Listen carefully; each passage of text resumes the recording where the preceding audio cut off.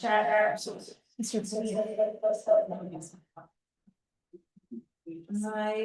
am on the video online, so I'm not getting to see my pretty face for a bit.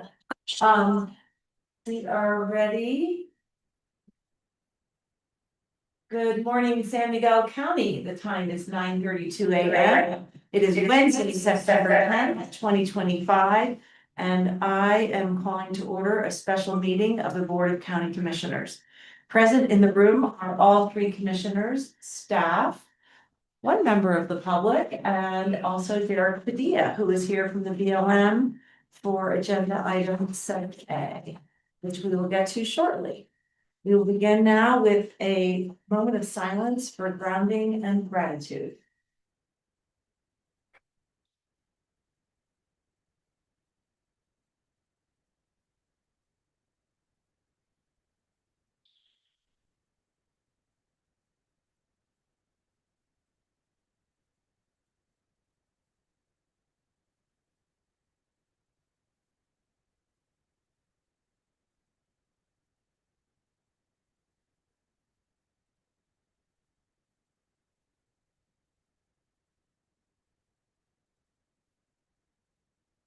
Thank you. Review of the agenda. Anybody have any changes or suggestions, deletions, additions? Lots of head nodding in the no direction. We will continue for public comment for items not on the agenda. Please limit comments to 3 minutes. If comments are not related to an item on the agenda, there will be no board response or action taken since the topic was not posted with proper notice, and any comment could potentially violate the Colorado Open Meetings Law. Is there anyone in the room who would like to make a public comment at this time? Doesn't appear so. Anybody online? I don't see, is that the complete list of participants? It looks like, as nobody has their hand raised. Okay, moving on to the consent agenda. We have 3 items there. Any questions or conversation about that? Lance? Ryan Rigetti is with us. Did you want to add any extra color to the July road report, Ryan? Okay. No. That's a no. Okay, do I have a motion to approve or So second? moved. I second that. How do you vote? Aye. Aye. As well, the consent agenda is approved. And now on to 7A, update with the Tres Rios Bureau of Land Management Field Office, Mr. Derek Padilla in the flesh. Thank you for making the trip. It's so nice to see you. All right, you're welcome. Same here. So a few things. Actually, Mr. Regretti submitted, well, let us know that the Indian Springs right-of-way easement was going to expire now in December. We are still very short-handed in our realty program. We have obtained some extra help, but that person is also involved with major lands exchange up on the Uncompahgre field office, so most of their time is tied up with that.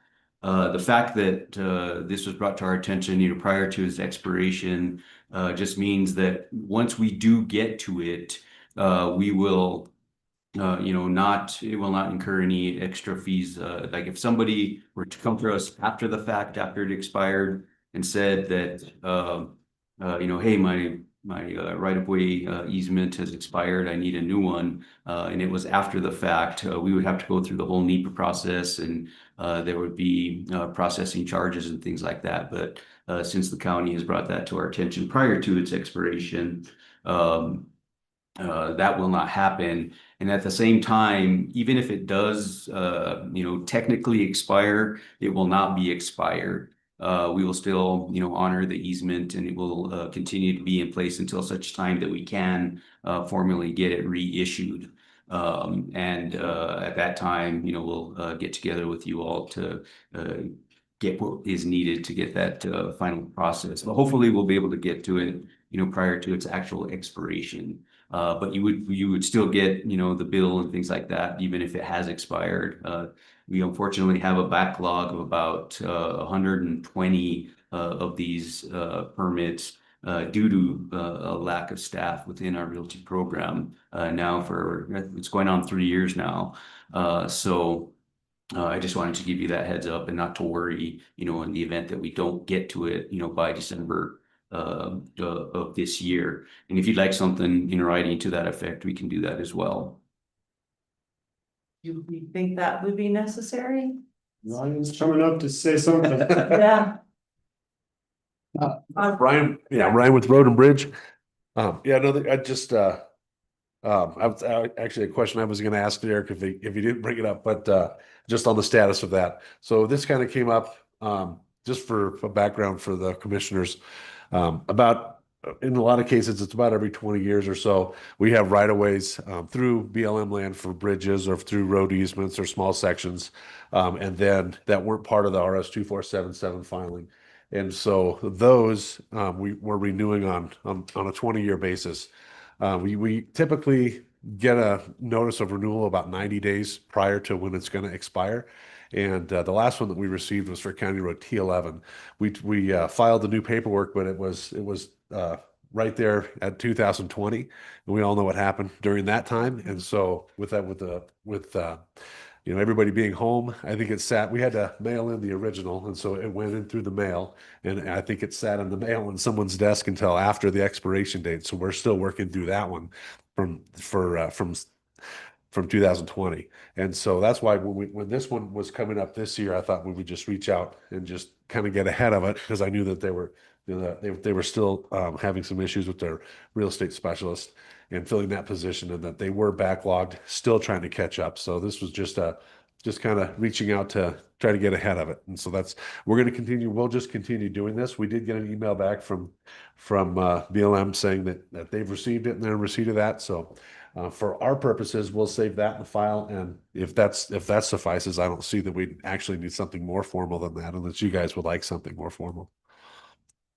I'm comfortable if you are. Yeah, sounds like everybody's in agreement, and unless there's some unforeseen change of policy, we should be able to just proceed. But Yeah. maybe in the interest of safety, Derek, if you were to send a quick note, one paragraph saying that you have received this and you're getting to it, the ball's in your court, and send that to Carmen. Sure. It seems like it would just be. I thought I heard Ryan say he's already has a note that said it was. We did, yeah. We did receive an email with that, basically since. Going for the balls in your court. Okay. More than the received part, just to keep our records straight, and if there was a change of leadership or change of policy, at least we'd have something to Sure. not go through NEPA. Okay. All right. That sounds ugly.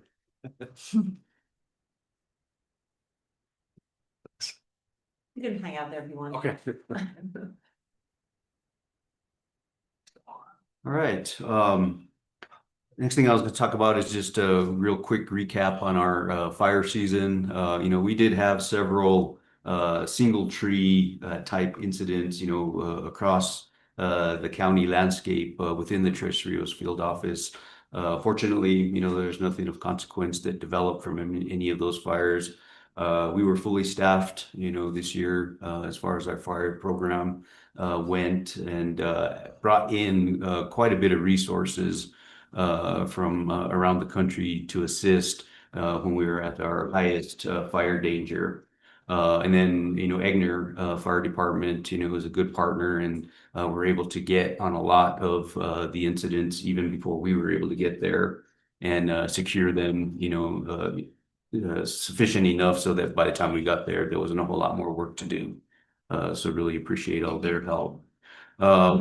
Right now, we're planning for our fall burning season, prescribed burning season. We may see some more burning out in the Dawson area, which is technically, actually, I didn't realize this until I think our last meeting is in Dolores County, but it's close enough to the San Miguel County line that I should be coordinating with you all as well. But right now, most of our concentration is going to be over on the west rim of the Dolores, just east of Dove Creek, and then over in the Durango area. But there, like I said, may be some opportunity there in the Dawson area again this fall. Derek, I have a question about the single tree fires. How do those come to your attention? It's a Yeah. variety of different ways. sometimes, landowners out there in the area will see them and they'll call it in. We have detection flights, during the height of the fire season, and we'll get notifications from that. Actually, commercial aircraft, when they're flying over the areas, we'll see smokes and they'll report them as well. And then just general members of the public, traveling out there, will sometimes, detect smoke and we'll call them in. So it's a variety of different ways. Interesting, thanks. The next thing I was to talk about is American Helium. They've actually been making a lot of progress on our end with regards to coming into compliance, with all our policy and regulations. They with our on the real estate side of things, have transferred most of the assets from Paradox Resources over into their company name, and then paid all the back rental fees for pipelines, well pads and things of that sort. We're still there was a miscalculation on our part, so there's a little bit more that they need to pay to us. So we're working with them on that. And then they also were able to receive a grant from the ECMC, and I always forget what their new acronym stands for, from the state for their plug-in and abandonment well program. So they've received actually quite a bit of money and are supposed to start here in the next few weeks on that program. And for those wells that are no longer producing and have shown that they wouldn't produce into the future, they're going to start plugging in and abandoning them. They are still not producing off of the federal parcels at this point in time. And I'm not sure what the status is of their state parcels, if they're producing off of them yet. So they're just in the process now, like I said, of coming into compliance so they can get to that point eventually. Any questions on any of that? No. And then the last thing is just last time I spoke with Star regarding the U-29 road.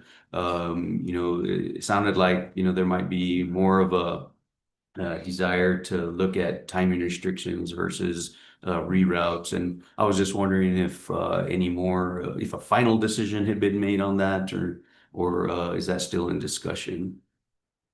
We have not discussed that, I don't recall, since our last conversation that we were all at with Star. So are you awaiting a decision on that? No, like I said, just I'm here. I was curious about whether or not anything had progressed on that. And yeah, there's no time sensitivity on our end at this point in time.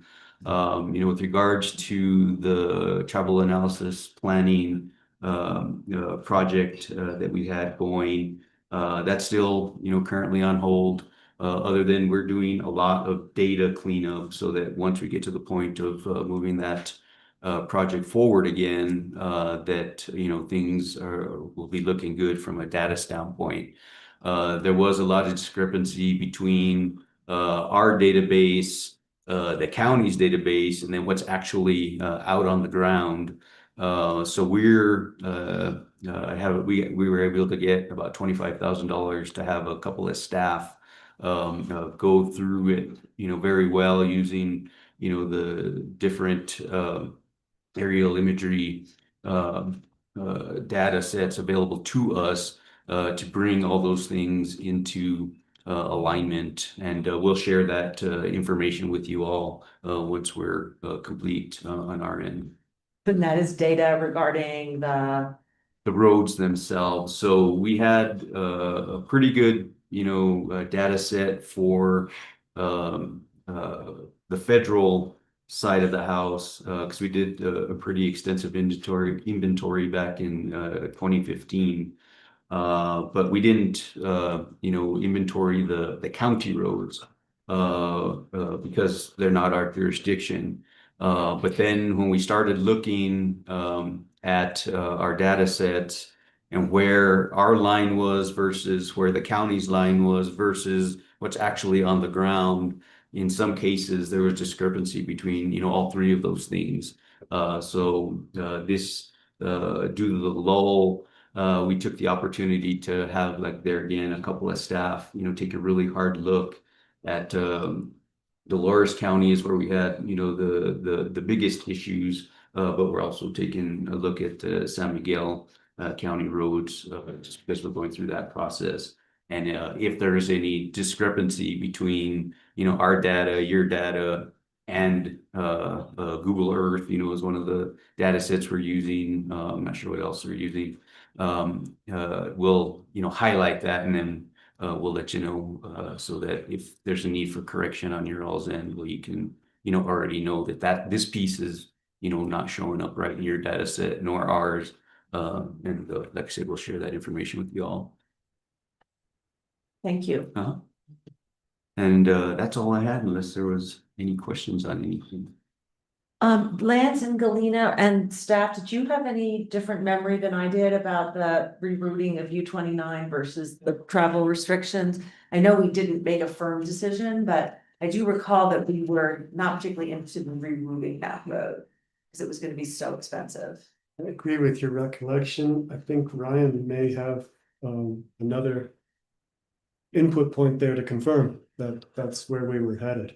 So, yeah, we looked at, and we did meet with, members of BLM.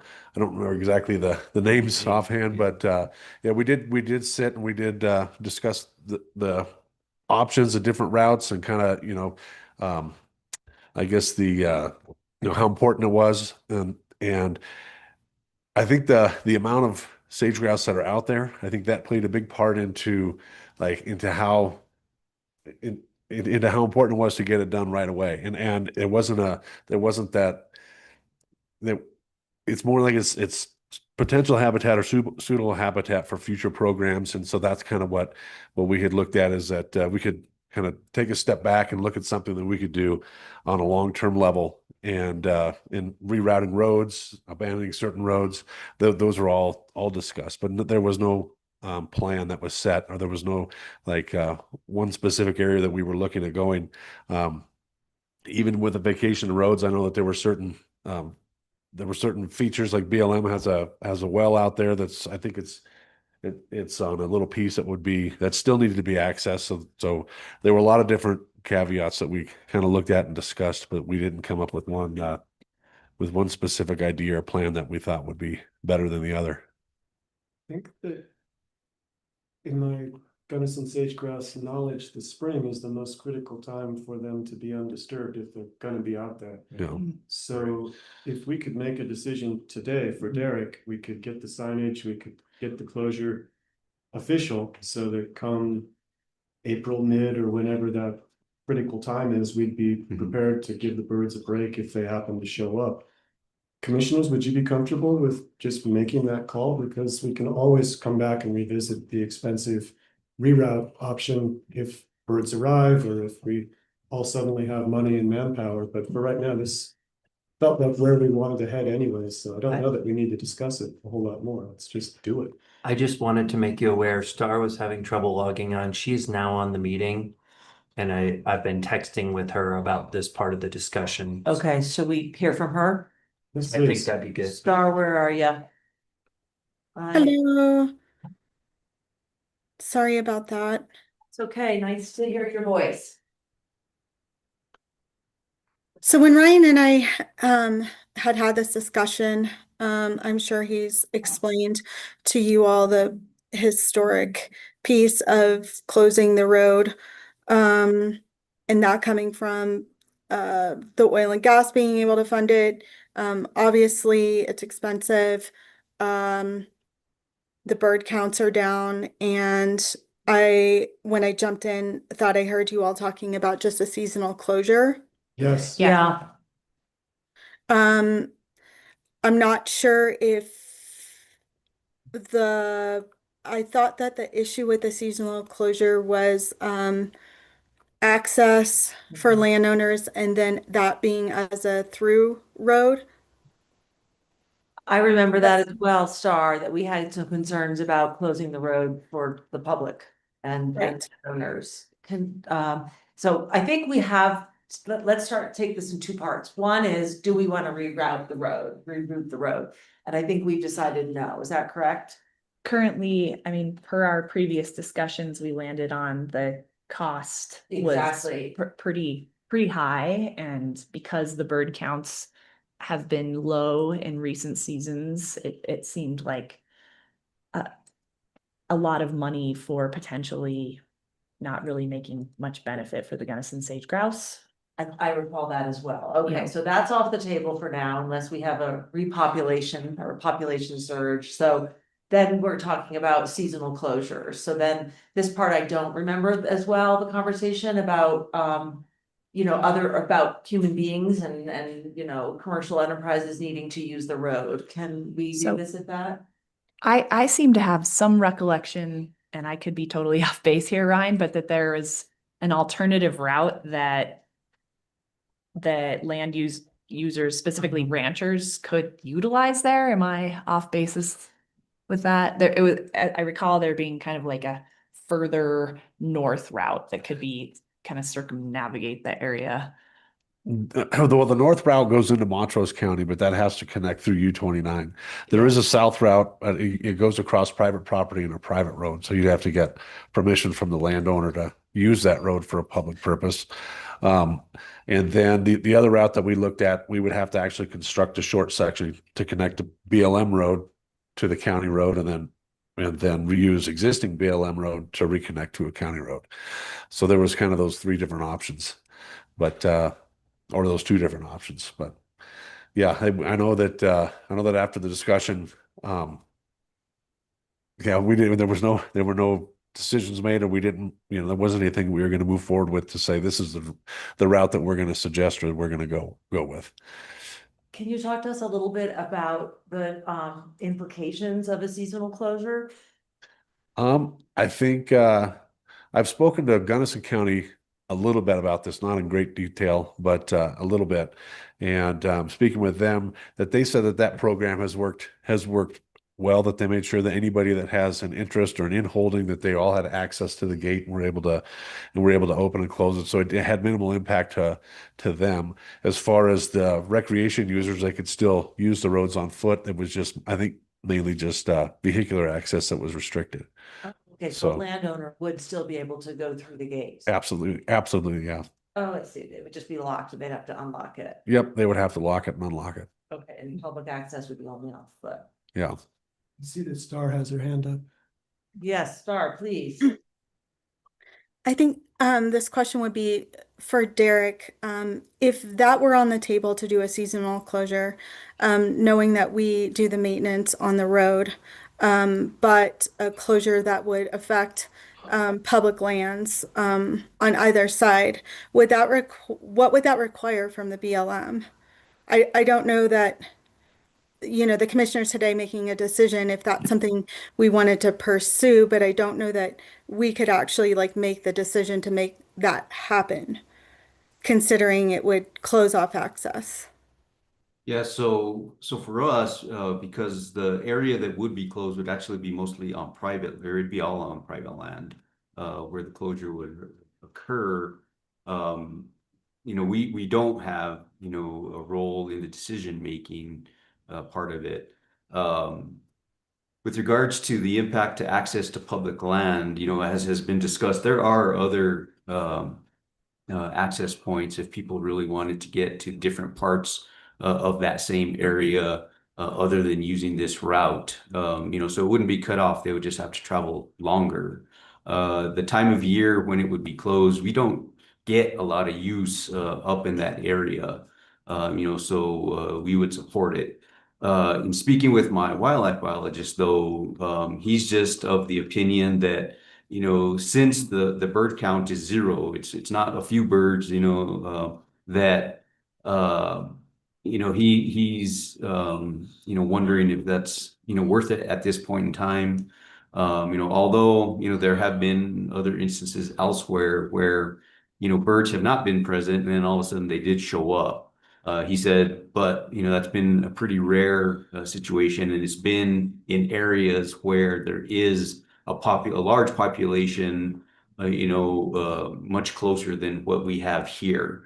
So his, there again, opinion is that, until either, CPW or Fish and Wildlife Service, did decide they wanted to, do a repopulation type thing, or we did all of a sudden get a bird in there, that we not do anything at this point in time, was his recommendation, but that it was up to the county to make that decision.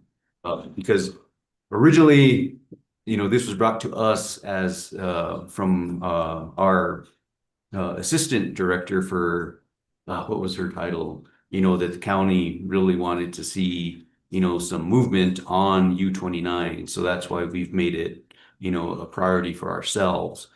She's no longer in that position. So if the county at this point in time is okay with the status quo until such time, we do see, movement of birds into the area, we would support that as well. That's very helpful.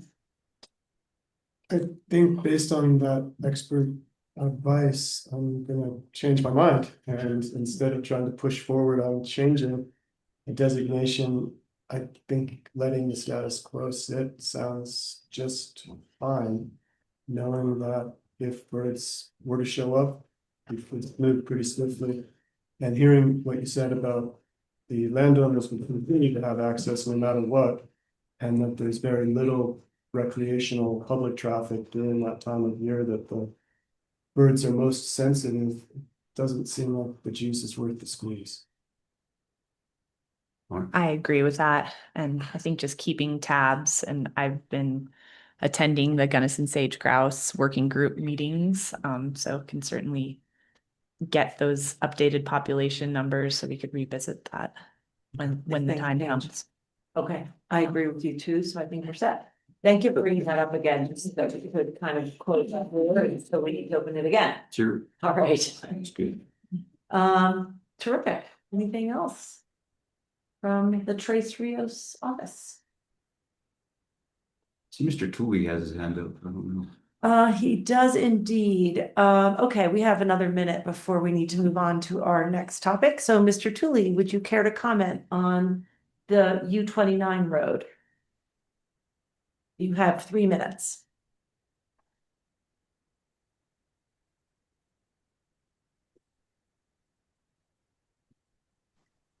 There we go.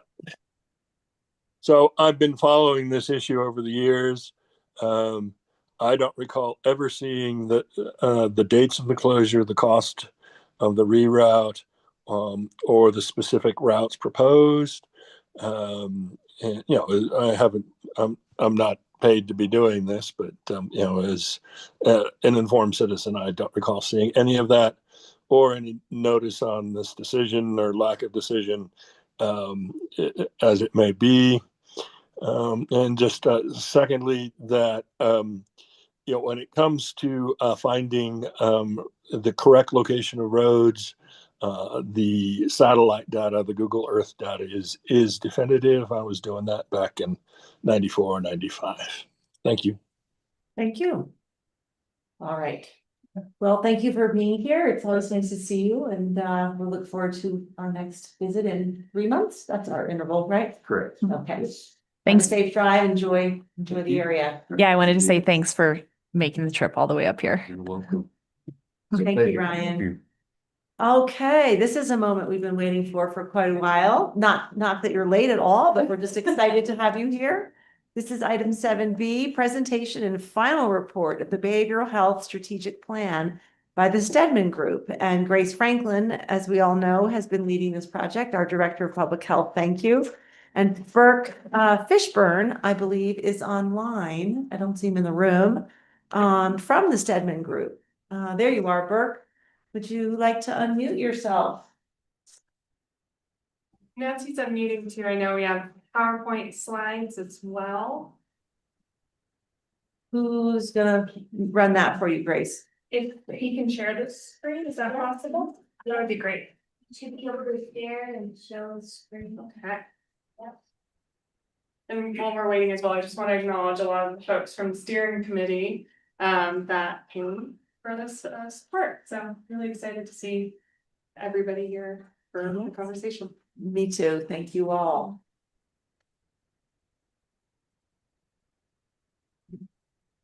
Here we go.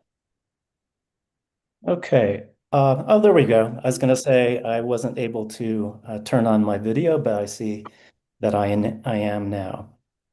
Good morning. It is an absolute pleasure to present to you today. My name is Burke Fishburne. I'm the Director for Organizational Development for the Stedman Group, and I was the project lead, am the project lead for this project. Colleagues joining us today, I think we might have some issues with one colleague joining is J.K. Costello. I'll let him introduce himself. And hopefully Karina Stavish will also be joining us momentarily. J.K.? Hi, I'm J.K. Costello. I'm our Director of Behavioral Health Consulting, and I'm a physician, person in long-term recovery. And I would be happy to come on video if you would allow me to. That was J.K. Costello. And you said Karina will be joining us. We'll keep an eye out for her. Yeah, I think there's an issue with the passcode, but hopefully we can get that resolved soon. Can we help with that? If Carmen is in the room and able to send, I can give you the passcode verbally. that'd be great too. You need the meeting ID or just the passcode? I think she has the meeting link. It's the passcode that's the issue. 435908. Okay, same one that we're using, but we'll just go on regardless. So again, thank you. Pleasure to be with you. We are going to present on the outcomes from this project that started back in February of this year and is essentially concluded. I am going to kind of walk through a little bit of the background and process that we went through, give you a brief overview of some of the components of the work that we did, including the gap analysis and key findings, walk you through at a very high level features of the strategic plan, and also kind of leave you with what our deliverables are and where you can find them. We want to make sure that we answer any questions you might have. So during the course of this presentation, do feel free to interrupt. Raise your hand. I'll try to keep an eye on the video. But if I don't see you, please feel free to interrupt as we go along, because we want to make sure that we get all of your questions and comments answered. We have about a 30-minute presentation with 15 minutes for questions and answers at the end. Also, if you want to wait for that. Any questions about the agenda and what we're going to go through? Looks good. And I just saw that Karina is joining us. Karina, if you would please introduce yourself. He doesn't quite have. We're working on getting her access. Okay. She said she's in or on. There she is. There she- Hello. Hi, everyone. I'm Karina Stavish, Associate Consultant with the Stedman Group. Great to meet with you all today. Yeah. Welcome. Thank you. Karina's role with this project, she, as some of you might remember, participated in the strategic planning meeting that we had in May and was part of a larger team that did the gap analysis and other focus group and key informant interview work. A little bit about the process itself. We were guided by a steering committee, and the steering committee comprised both members of the Behavioral Health Collaborative, the Behavioral Health Solutions Panel, and others, including Grace. And we met basically on a bi-weekly basis starting in February and just wrapping up a couple weeks ago. We did the gap analysis and resource inventory, these two components of our work, all the way back starting in February and wrapped that up in April. please keep that in mind as you look at the gap analysis and the resource inventory. They are somewhat snapshots in time, and probably maybe aren't up to date as of September of this year. But this was a lot of data collection, a lot of work, a lot of talking to people that went into the contracted gap analysis and resource inventory. We started there because we took a stepwise approach to this work, to developing a strategic plan. We first wanted to be guided by best effort in data collection.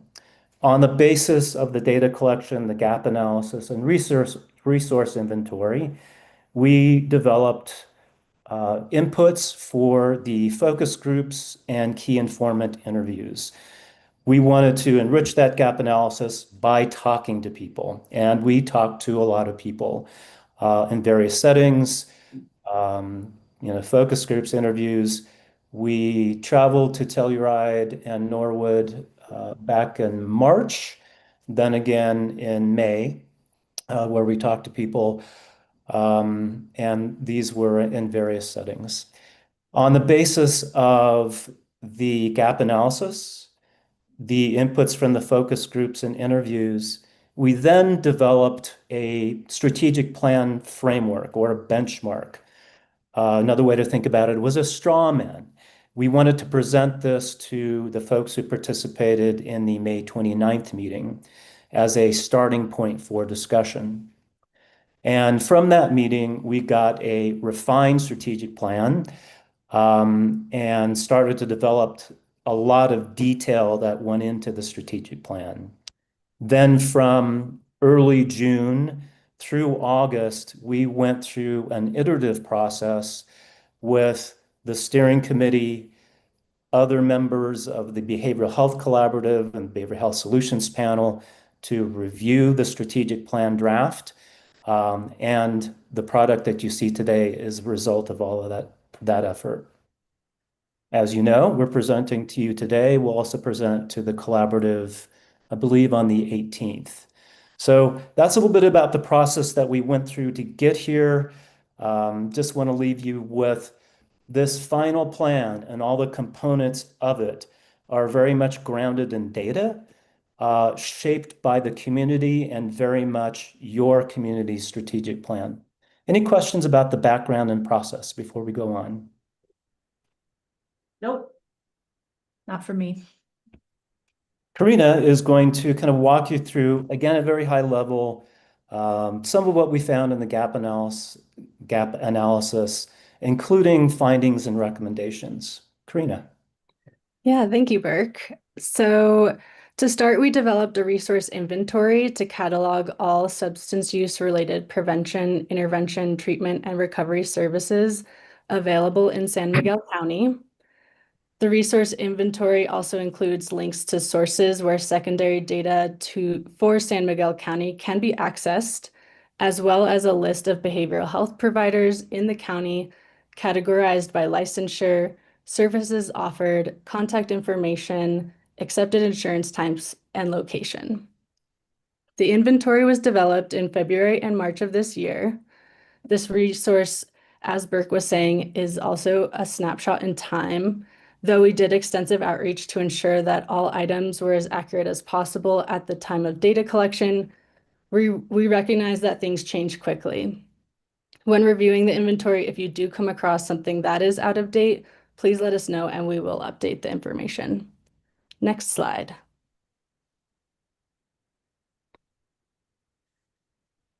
To set us up well to dive into the strategic plan results, I'm going to provide an overview of our gap analysis work. Burke really went into the work that was done, including qualitative focus groups and interviews that happened in person and virtually, as well as a review of secondary data sources. For those qualitative focus groups and interviews, questions that were asked included available mental health and substance use supports in San Miguel County, resources that were lacking in the community, barriers to care, and suggestions for improving access to behavioral health services. The conversations that were held were with youth, parents, educators, nonprofit leaders, and professionals from the healthcare, behavioral health, public safety, and local government sectors. Secondary quantitative data review used many data sources, including census data, the Colorado Health Information Dataset created and maintained by the Colorado Department of Public Health and Environment, and state and local needs assessments, including the West Central Public Health Partnership Regional Community Health Assessment. From secondary data review and interview and focus group discussions with community members, it was identified that gaps included wait lists, cost of care, stigma, geographic barriers for folks living in more remote areas of the county, and a need for additional youth support. Additionally, some services across the behavioral health continuum of care are not available in San Miguel County, requiring residents to travel outside of the county for these services. Next slide.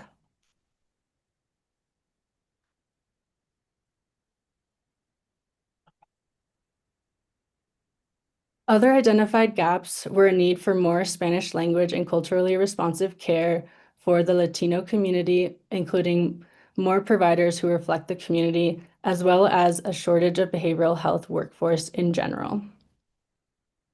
With that said, the key findings for the gap analysis, primarily informed by the interviews and focus groups with community and supported by secondary data review, were support for launching a centralized behavioral health resource hub with navigation services, an identified need to develop distinct strategies for the east end of the county and the west end of the county, tailored to meet the respective needs of each region, buy-in for expanding school-based, youth-centered, and peer-led behavioral health supports, community interest in establishing a crisis stabilization living room model within the county, and a need to implement a behavioral health co-response model, partnering clinicians with law enforcement. These recommendations served as the initial benchmark and building blocks for the county's 5-year strategic plan. Gap analysis findings were initial inputs to help guide the strategic planning process. Some findings are reflected in the strategic plan and some are not. This is based on the stakeholder feedback throughout the strategic planning process, which was finalized in August of this year. Thank you. Karina, before you go on, Yes. the bullet point about workforce shortages, that we have about 40 providers for 8,000 residents. What is sort of the industry standard? What would our target be? That is a great question. I can go back and research that and get back to you with a good ballpark for that. Karina, this is Lance Waring, and I was curious if you could tell me more about a crisis stabilization living room. I'm not familiar with that term. Yeah, absolutely. Burke, do you have any insights on that? You had those conversations with community. Yeah, I might lean more on JK for this, but one idea that came out of those initial conversations is there needed to be a place for people to stabilize on the way to detox or other outpatient or inpatient services. So kind of a halfway in between. This living room concept, again, didn't make its way into the final recommendations. Commenters on the initial strategic plan said this was either not viable or probably not needed, especially with regard to other priorities and investments. Is there anyone else, in the room who has a sense of what the correct ratio is or the target ratio is for providers to residents? I'm looking that up right now and I'll have it for you in just a couple minutes. Okay, That's thanks. the number, but reminder that out of the 40 providers, like not everybody's full-time too, right? So one of the questions Oh, always is, hang on one second. Sharon, if Dr. Grundy, yeah. If you want to speak, you have to be at the microphone so people online can hear. Dr. Grundy has a comment on this. Just of the 40, a reminder, not, you have to kind of also determine like what full-time is or not, like what's their capacity of an individual patient. And so some people are just doing part-time work and they'll maybe take on 18 to 20 patients at a time, or some people might be, I take on a caseload of 40. So the 40 number in general is probably low for 8,000 residents. But also, what does that 40 mean? Are they part-time? Are they full-time? What's their capacity to take on a unique individual? And that wasn't covered in the study. I think they had some data on that. We did some previous data collection of providers in the county that was fed into this. And it isn't a complete data set just because everybody counts things differently, right? But it was included, at least in the resources originally on.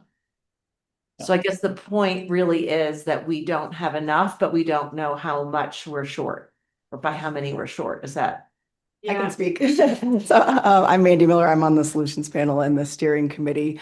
So I'm keeping a spreadsheet of how many folks we have serving our community. So we currently have 17 licensed therapists that are not all full-time, and 27 unlicensed therapists that are working towards, increasing our workforce. So we've improved by a lot since COVID. Also, not everyone accepts insurance. Some people are working full-time for somebody else's practice on the Front Range to be able to gain their hours. And to my knowledge, we have 1 or 2 folks that serve those under 10 years old, and 0 Spanish speaking. Thanks. Thank you for all those clarifications. We have done some work to look at recommendations for providers per capita based on particular behavioral health sectors. This is in the sheet strategic plan, but even the Behavioral Health Administration in Colorado is a bit slippery on making recommendations. There's some general, there's some guidance, but kind of the takeaway message is the people that we talk to, both the experts, the providers themselves, the community view the numbers of providers in the county as inadequate. And whether that's real or not, it's still a viewpoint that we wanted to capture. The other thing is the number is slippery, as Mitty was saying. This was a snapshot in time. You go back to the resource inventory, how you count who's actually in the county, who actually lives in the county, who's providing services remotely by telehealth. All these things kind of get factored into that count. So, the count that we did back in February, March, in terms of the resource inventory, the gap analysis, again, was snapshot in time. And you got an updated figures from Mindy. Thank you. Any other questions before we move on? Doesn't look like it. I'm going to move you very quickly through the strategic plan and the components. So you have kind of a broad overview of what's in the plan itself. Oh, by the way, the gap analysis and resource inventory, these are documents, separate documents in the deliverables folder that we're going to share. Just so you know, there's a gap analysis report, there's a resource inventory spreadsheet. The strategic plan exists also as a spreadsheet. We did that intentionally because it's intended as a dynamic tool. In other words, a tool that you can use, you can update, you can change, and track progress against if this is the way you want to do it. So it really is intended as a project management tool. There are various components to the strategic plan. What you might find in a typical strategic plan, yes, we have a vision and mission. We have guiding principles. I'll note this again when we go through them quickly, is these are kind of guardrails for your decision-making, kind of values-based guardrails. We also presented 2 funding models for your consideration, ways to go forward in terms of procurement or funding organizations to do this work. And then we have 4 strategies, or another way to think about these are areas of work. kind of broad categories of work. And you can see all the various components to the strategies. And then we also included implementation roadmaps or supports. These are both the implementation, governance issues, communications, and evaluation. So that's what the strategic plan looks like, and how it's set up in the spreadsheet. These are your vision and mission statements. These were shaped initially by the gap analysis, key informant interviews, focus groups, eventually the May strategic planning meeting, and then got tweaked even more as we went through iterations of that first draft strategic plan. Vision, bigger than San Miguel County, bigger than the mill levy, bigger than probably what you all can do alone. So this is kind of the big picture. The mission is more about the strategic plan effort itself. So that's the two ways to think about or a way to think about the vision and mission statement. Guiding principles, again, values-based guardrails on your decision-making. These are not just these short statements, but we had some action statements around these guiding principles and how you might think about applying them to your decision-making, not only with regard to priorities, but who gets funded and what gets funded in the near and long term. Strategies, again, areas of work. These are the broad categories for all of the activities. JK is going to walk you through these in a little bit of detail so you know what we all suggested in terms of your priority activities. There are many. We're only going to hit some of the highlights. Funding models, a little bit about funding models. We wanted to give you some options to think about funding.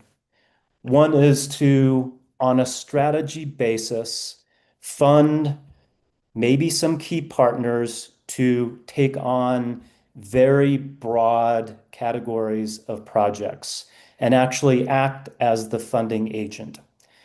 Another way to think about this is kind of a block grant approach, if you're familiar with block grants. The other way is what we call a distributed funding model.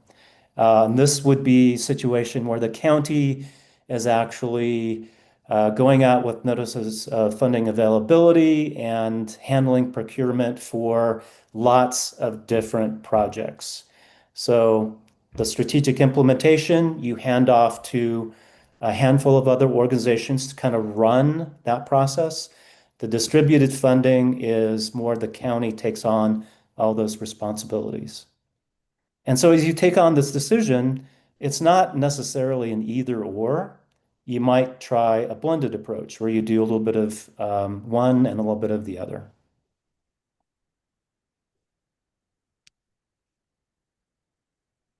Before I hand off to JK to kind of walk through strategies, any comments, questions? I see some things going on in chat. Okay. No. And I can actually update on number.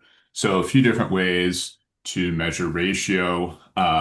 In Colorado, there are 500 behavioral health providers per 100,000 people. So there's about, what is that? One per every 200. And so I think I heard there are 19 full-time folks. And so that actually, according to that ratio, I think puts San Miguel County above the normal ratio for the statewide ratio. But if you look at services received at the Medicaid level, San Miguel actually ranks very low, with 15.8 services per 1,000 people. And that's lower than adjacent counties, about a third the rate of San Juan. And so I think there's some conflicting data about how many people are there in license versus how many people, especially low-income people, are getting services in the behavioral health realm. And so we can provide additional data on ratios and average number of services to follow. Thank you. And we see that pretty commonly in some rural areas in Colorado where there are actually a good number of folks that live there and provide services, but some of them may do telehealth services, some may not accept insurance, some may only accept commercial insurance. And so there's a big skew. We saw this in Summit County, lots of therapists, not a lot of people getting services, especially at the Medicaid level. Next slide, please. All right, so we have 4 buckets of strategies here, and I'm going to run through these fairly quickly, but we'll have time for questions. So the first one is really about mostly the healthcare treatment aspect of behavioral health, mental health, and substance use, and that is to create the full continuum from early intervention outpatient services to more intensive residential services. And note that the idea here is that people have access to these services, knowing that they may not all be available within the county. And so you see there co-responder services, inpatient psychiatric hospital, so more residential services, which are currently not available in San Miguel County, in-person community outpatient services. And this is something we've seen really in all, not just rural areas. People want in-person services. They're not really don't desire either don't desire or can't access telehealth services. So that's a great addition. We've heard that over and over throughout the state. People want to see their counselor, their psychiatrist in person. And finally, peer support. So non-clinical peer support services in mental health and behavioral health and substance use. Just interrupt a little bit. So I said this was a dynamic document.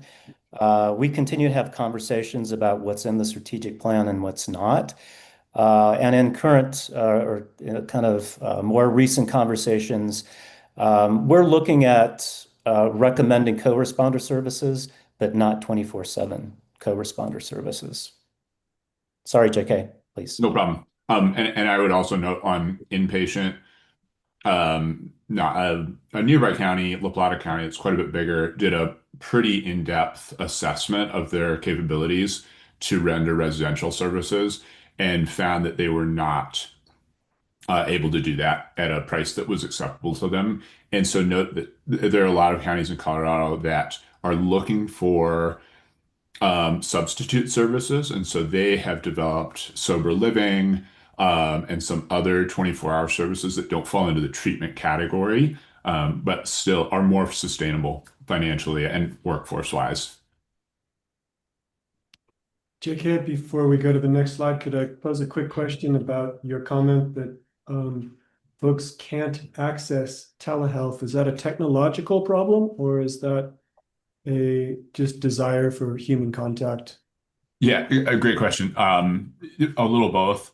I mean, so personally, been in recovery for a long time. I hate telehealth. Like, I just honestly don't get the same, and that is my personal view. It really works well for some people, but some people really just want, especially in groups, they want to be near people, want to see them in person, want to know that they're close, and same with their therapist. So that's a strong part of it. It's not just the access, it's not the broadband, although that for other people is part of it. Certainly in more rural areas, broadband's difficult.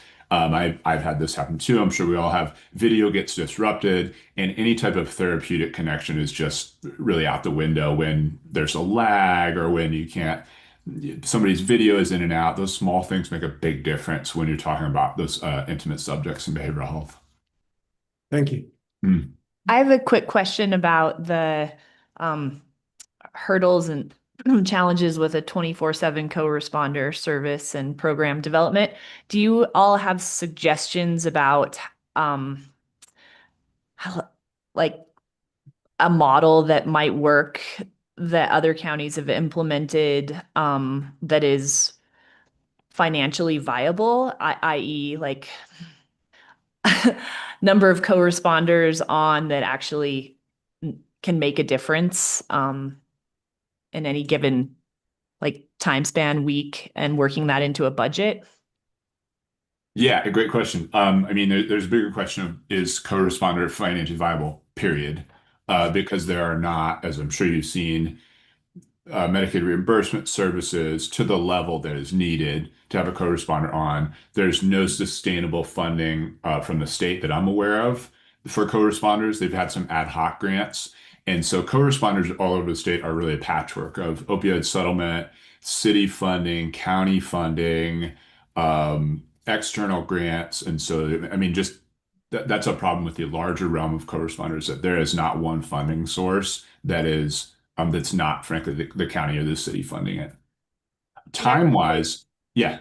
Go Oh, ahead. I was gonna say, I was the person that recommended removing the 24/7, just based off of previous conversations, in a work group to try and bring this program back, just due to the feasibility and some of the pieces that you were talking about on reimbursement. Yeah, I mean, 24-hour services, I'm sure you all recognize this, but it doesn't sound like that much more than 8 hours, but it's actually about 6 times as much when you get vacation weekend. And so it gets very, very, very, very expensive.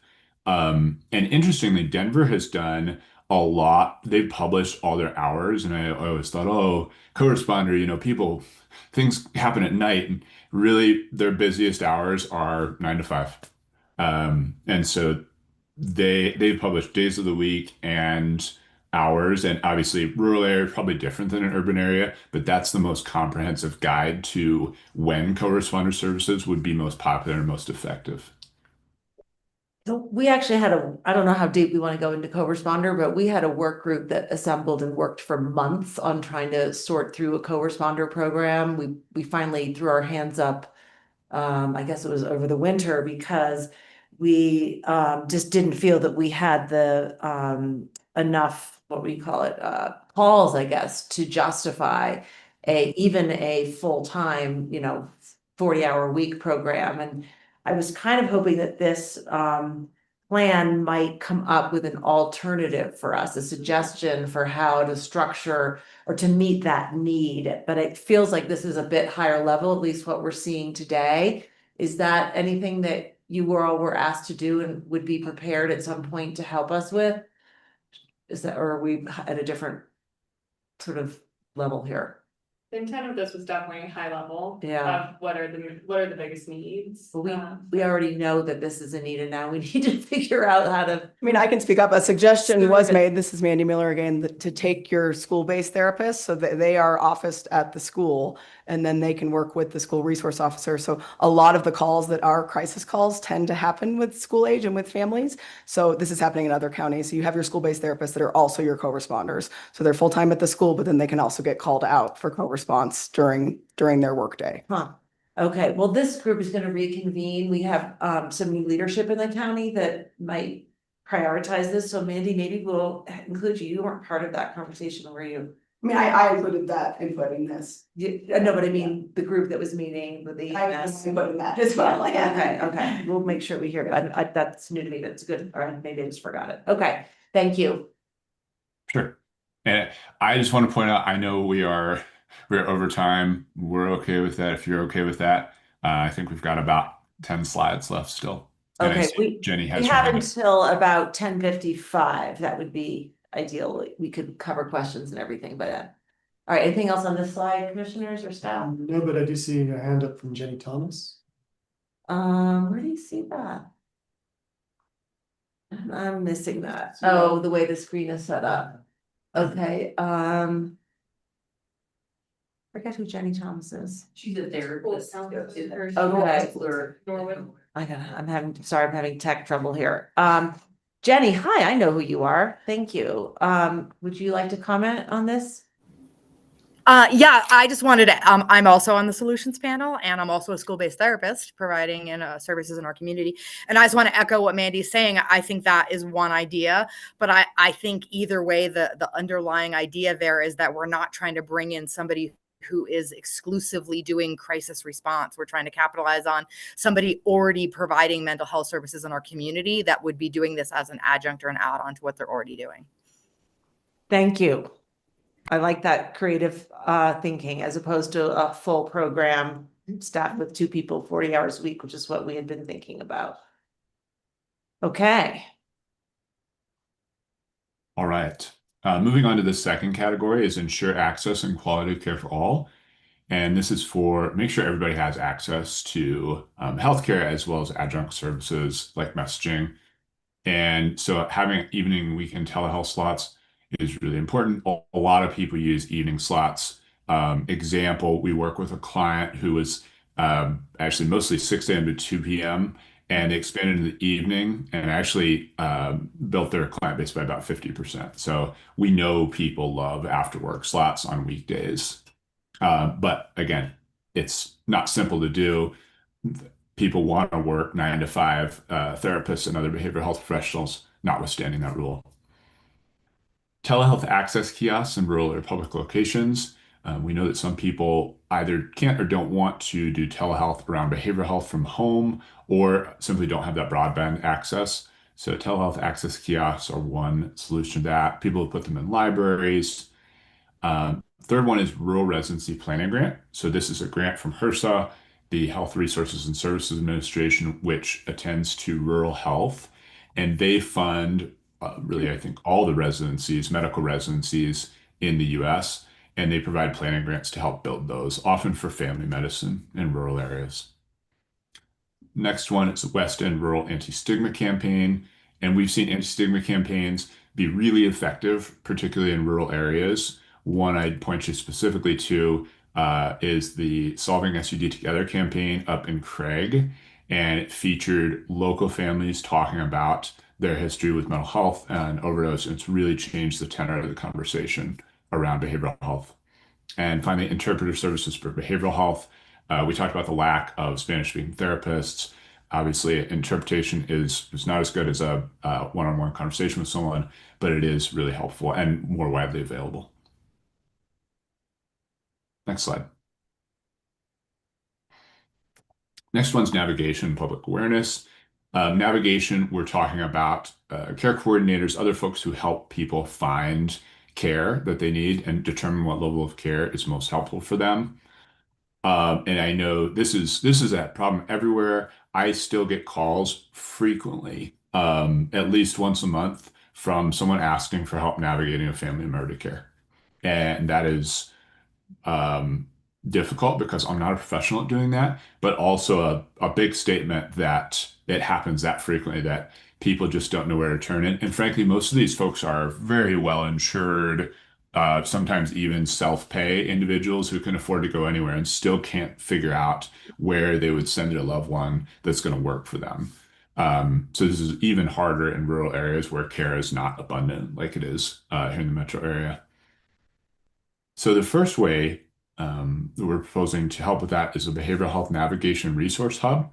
So this is a frequently updated list of resources and a easily understandable way for people to comprehend what those resources are. So often there's a resource list, but it's kind of treatment and residential and prevention all jumbled together in 12-step meetings. And the average person doesn't know where they are in that continuum or what's going to benefit them the most.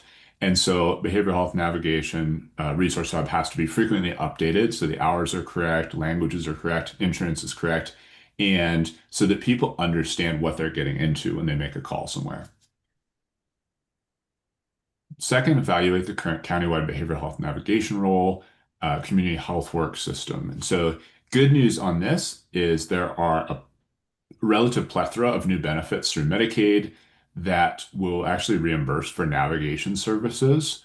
So peer recovery coaches are reimbursable. Community health workers will become reimbursable in January, and something called qualified behavioral health assistants. So this is actually a lot of these bullet points will cost something, and this will cost something, but there is a reimbursement source directly for this service. In fact, there are several. Is that just through Medicaid or is that through private insurance as well? Because Yeah. Private insurance, I don't know why they generally don't reimburse for a lot of non-clinical services like peer recovery services, although I've heard some have opened up to peer, but for other navigation type services, some of them do provide it in-house. So if someone has Blue Cross, you can call Blue Cross and they will help navigate you to service. They don't usually reimburse external entities to do that navigation. okay, because we don't have a huge proportion of our population on Medicaid. Yes, I realize that this is, some counties just have less Medicaid, but no, that is definitely a drawback of one drawback of commercial insurance is that for whatever reason, they've been reluctant to reimburse for non-clinical navigation services. And on a positive side too, Tri-County, their community health workers are going through the certification process. Nice.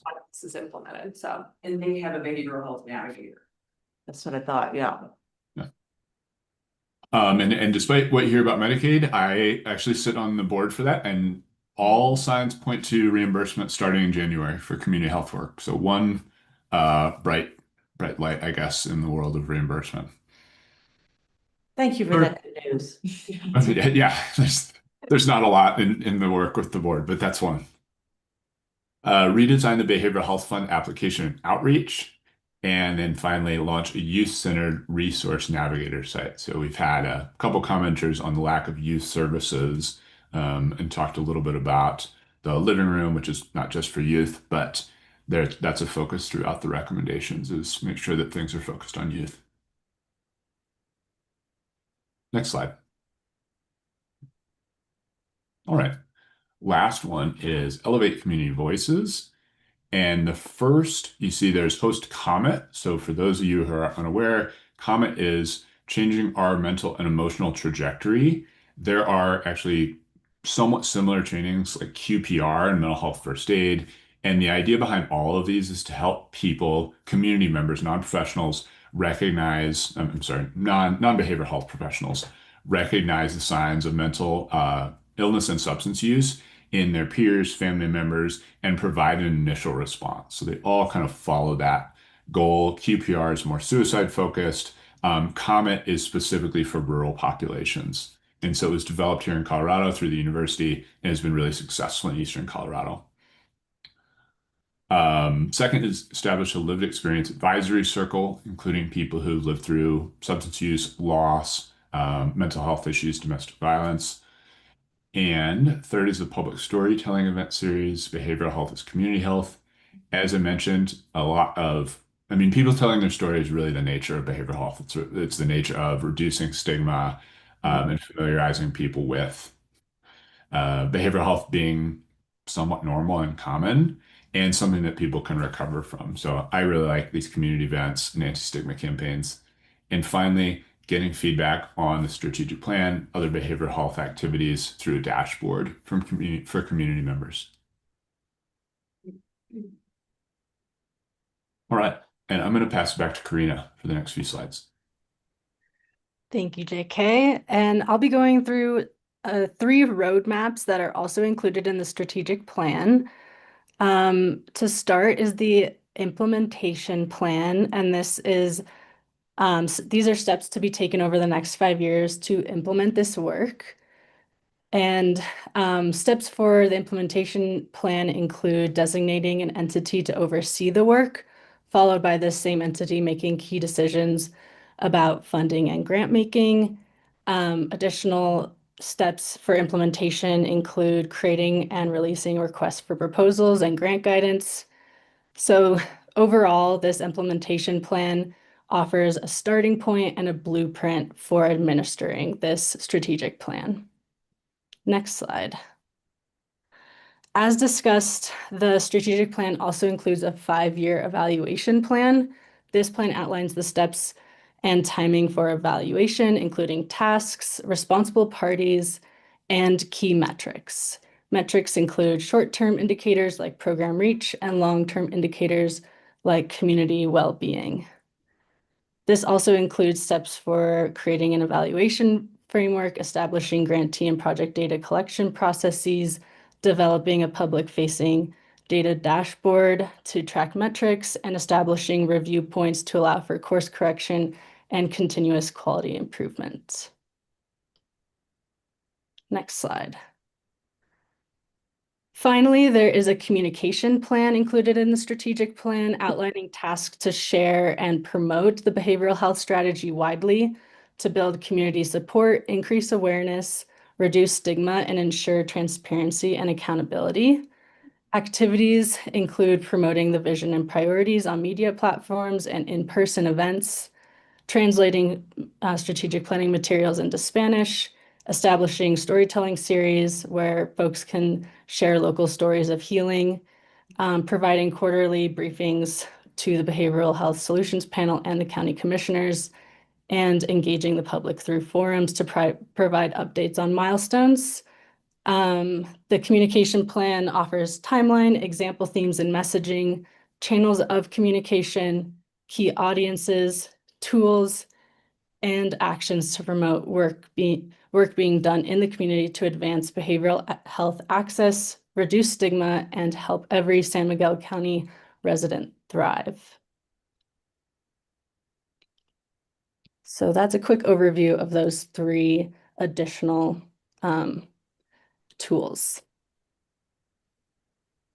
Thanks, Karina. So this is what we are delivering to you. This folder is actually a public access folder. It's view only for most folks, but we want to hand this folder over to you. You can manage it as you see fit. But a few components of this I want to point out, as you might want to go ahead and type in the bit.ly link if you've got your laptop, and you can explore yourself. For the gap analysis, there's both the report, still in draft, we'll finalize it after we finish our presentations this month, as well as the resource inventory. The strategic plan, there is both in that folder, the project summary, very high level, not unlike this presentation, summary of the project and the outcomes from it. And then, of course, the strategic plan itself, which exists in a Google spreadsheet, which you can also export to Excel or other project management software. There's also a folder for the May 29th meeting. Everything that went into the meeting and everything that came out of that meeting is in that folder. There are also a couple additional folders for your records, including information that Grace provided to us for this work, this behavioral health information from San Miguel County, as well as a record of all the meetings that we had with steering committee members. So that's what we're handing over to you now. Any questions about this folder or the deliverables themselves? Not from me, no. As we wrap up the presentation, I want to leave you with a couple takeaways. One, we would love to be your long-term partners in implementing the strategic plan. That means following up with any kind of technical assistance. You have questions about any of the deliverables, we're here, we want to answer those questions. You need partnership with any of the other implementation issues that you're going to face, whether it's the governance, funding models, all the various issues around subject matter expertise, reimbursement, licensure, procurement, as well as communication and evaluation. We would love to help you with all of that. Just let us know. Here's my contact information. I'll continue to be the primary point of contact for you. Couple other takeaways. Please recognize that, and I think you all are aware, we are building on an incredibly strong foundation. The work of Grace and her teams, public health, county government, behavioral health solutions panel, the collaborative, it's just been kind of amazing to reflect on and learn about in San Miguel County. So the commitment through the mill levy, the commitment of the community, the commitment shown through all of the engaged conversations, you have a lot of success to build on, and you have some things to learn from.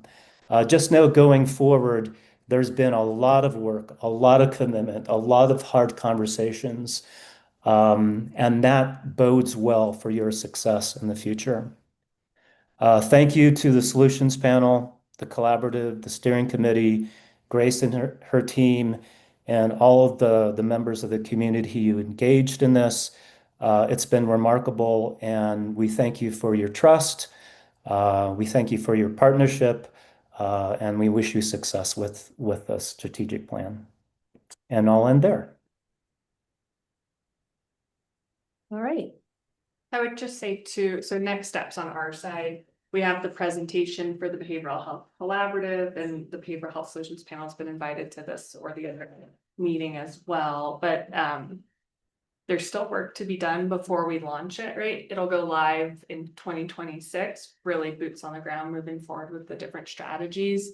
But our goal is to do a survey to the community just to make sure we're meeting the mark, right? Taking all the feedback. Does this resonate with the community as well as the Behavioral Health Collaborative?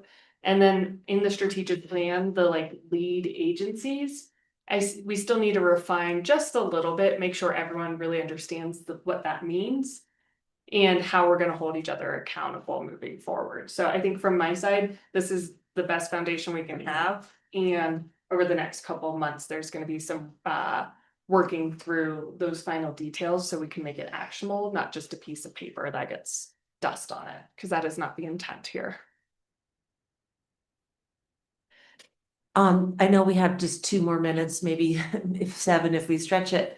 What you've come up here with here makes a lot of sense to me, like the gaps and the kind of recommendations for filling those gaps. What I'm frankly missing is a sense of how this gets done. I mean, we have a lot of sort of disparate people in the community, and most of them are volunteers working to improve our behavioral health systems. And having an oversight entity, like, I don't know that another board is going to get this work done. And so I really am struggling to understand who or what actually takes the lead on this. And then the other piece is funding. I mean, I have no sense of how much this is going to cost or whether this is, I actually had access to the plan itself because I've been a little bit involved with this, and future mill levy, future mill levy, future mill levy. I mean, I don't know what to do with that. So I think what we have here is a very good sense of where the community is and some big priorities and some very specific steps, but now what? And I guess that was maybe what you said, Grace, as your third thing, a follow-up, like, yeah, but I'm a little bit surprised that there isn't something in here saying, this is who we recommend would take responsibility for managing behavioral health in the community. I'm a little surprised we don't see that, but maybe that, as you said, is the next step. Yeah, and I think that's the tricky part, and where we've gone round in circles many different times of there's no one group or person that does behavioral health, and that's what's so challenging. And I've always seen the Behavioral Health Collaborative being that driving force, since they've managed the previous strategic plan, and that's a space for check-ins and paths forward. But again, there's still some work to do to really define those pieces. And from the funding source, funding's getting cut everywhere too, right? Yeah. And so that's a reality. And our steering committee, we talked about that we didn't want to limit our approach based off of our current funding perils. Sure. But really saying these are the needs and figuring out where to get from that. And part of that too is with the Behavioral Health Solutions Panel, they have their priorities by statute. And if it fits into that, is there a way to prioritize these bigger gaps in the funding in the future? So not this year, but in the future. Yeah, I mean, the Behavioral Health Collaborative is basically volunteers. I mean, it's people who have other work that they do, and they come together every other month for an hour and a half or 2 hours. That group cannot possibly be responsible for this project. It's just too much to ask. Sharon, do you mind coming up to the? I do wonder as we all go through this, it's all of us, we're in this together. Yeah. Tri-County Health Network's an idea, right? And so I think, but they'd have to be funded to help be that oversight, because they have that technical ability. They're already training community health workers.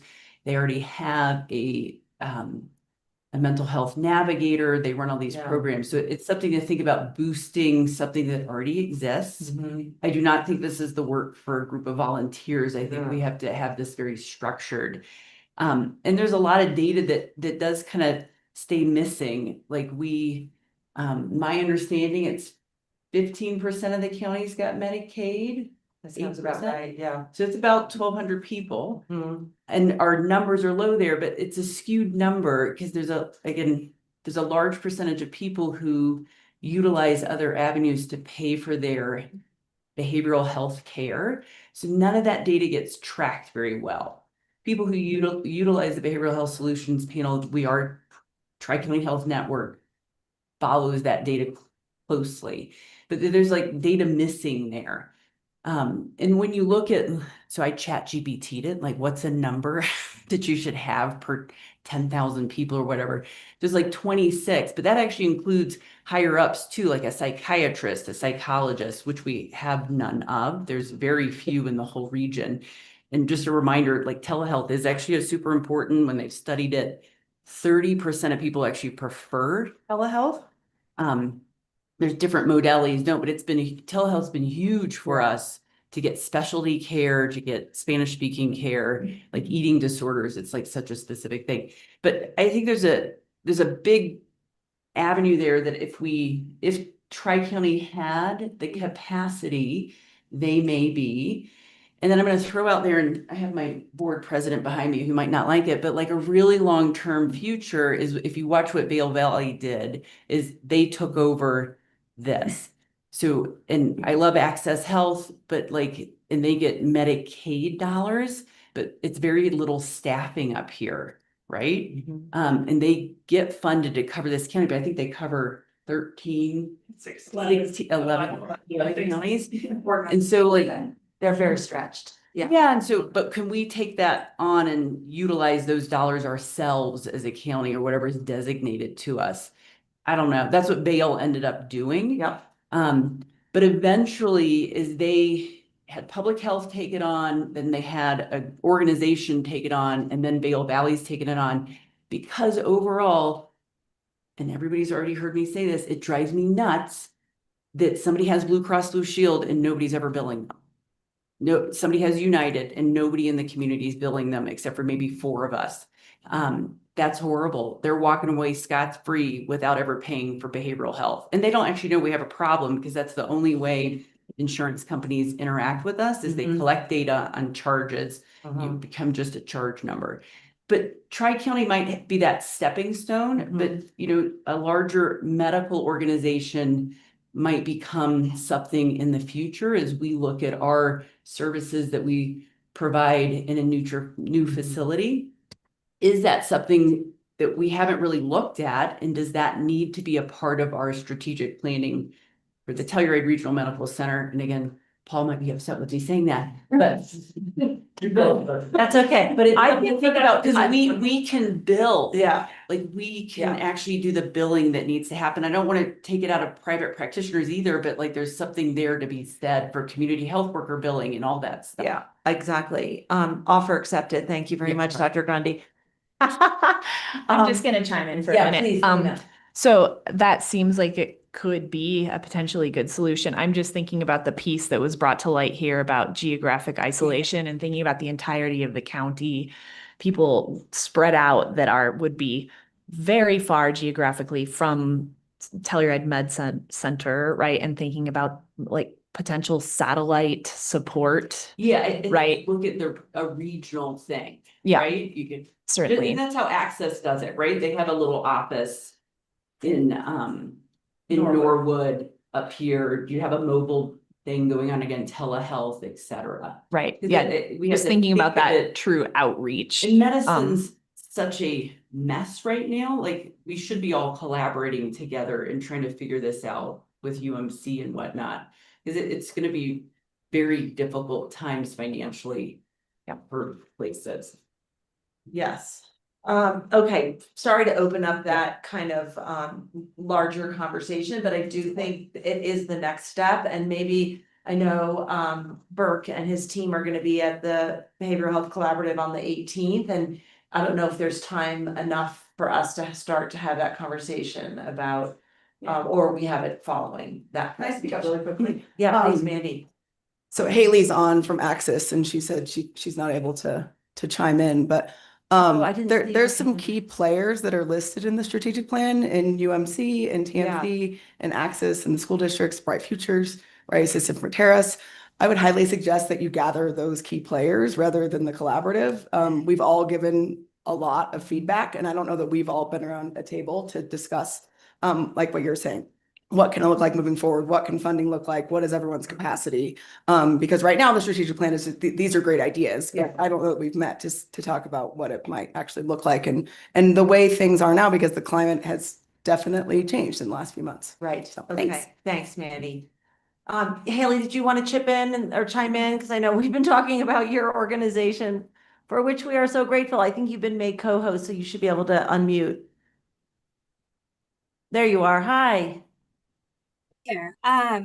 Yeah, there's quite a few things that I would love to do follow up on, just given the environment and what we know to be true for operating residential services, including withdrawal management. Also, I wanted to follow up on the psychiatry comment because we provide quite a bit of psychiatry to San Miguel County. So just in fiscal year 25, it was 213 people, and that's, you know, over 1,000 services.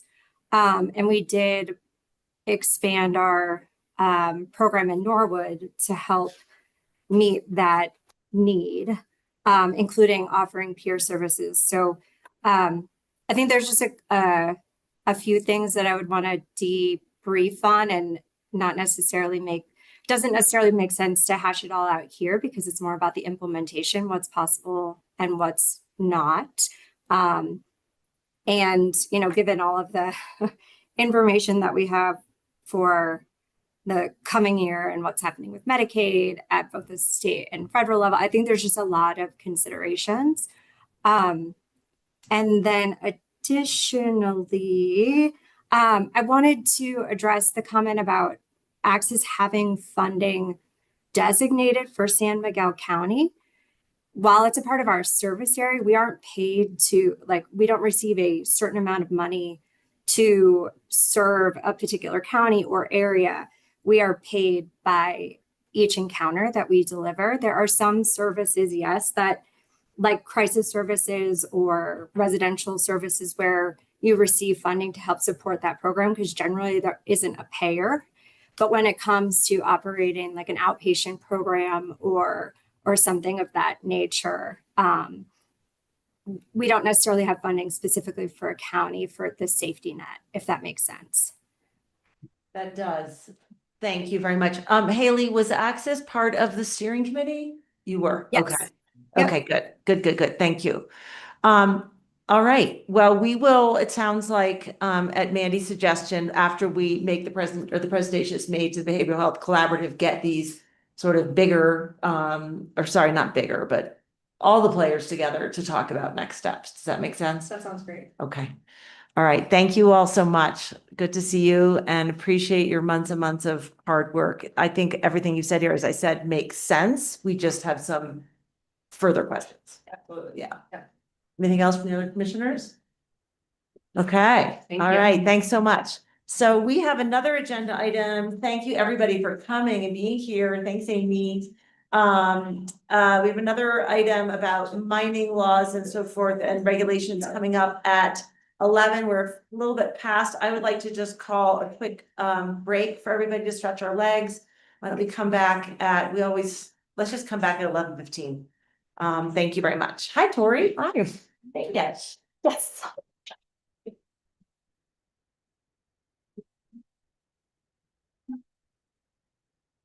You guys. Hi. Hi. If you need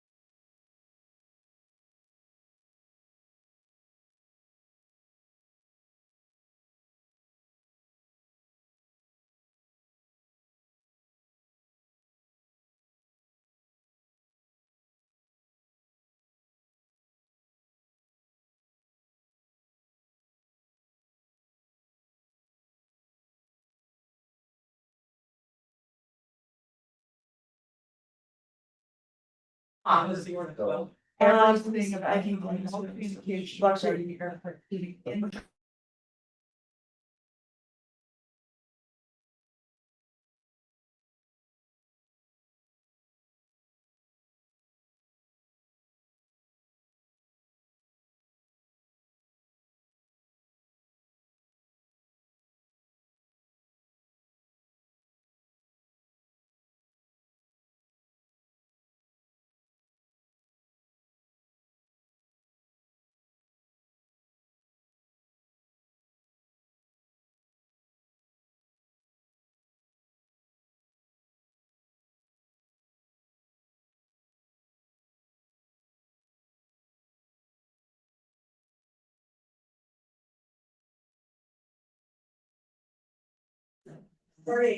They also give money.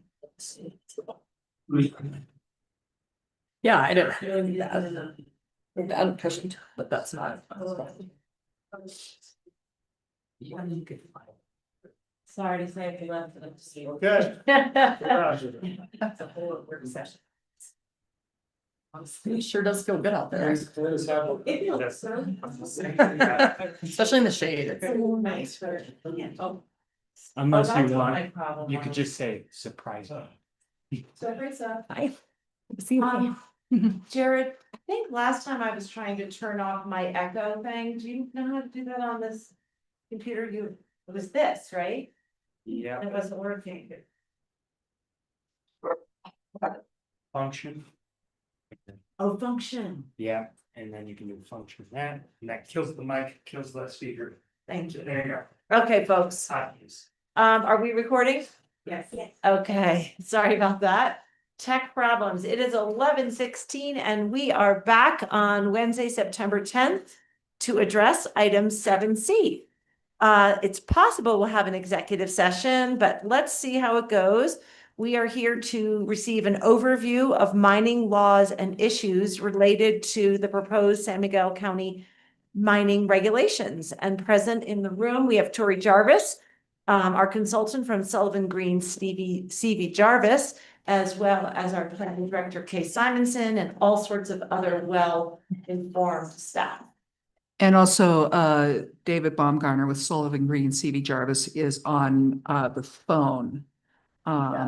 So he's the 970, area code. Welcome, David. Yeah.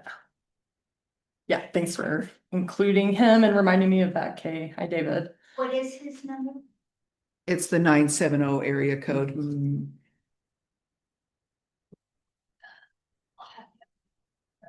4258. Yeah, 4258, yeah. Yeah. And can you also allow me to turn on my video now that I've gotten in with a computer that works? I can nominate the phone number of co-host. Yeah, I don't think he probably wouldn't need that, but he may want to weigh in at some point. So that'll be great. Great. All right, awesome. Well, good to see you all, commissioners. I think what I was thinking is I'd tell you a couple of things that I thought that you may want to hear about for the overview, and then you all tell me if this is what you imagined you would be hearing at this update.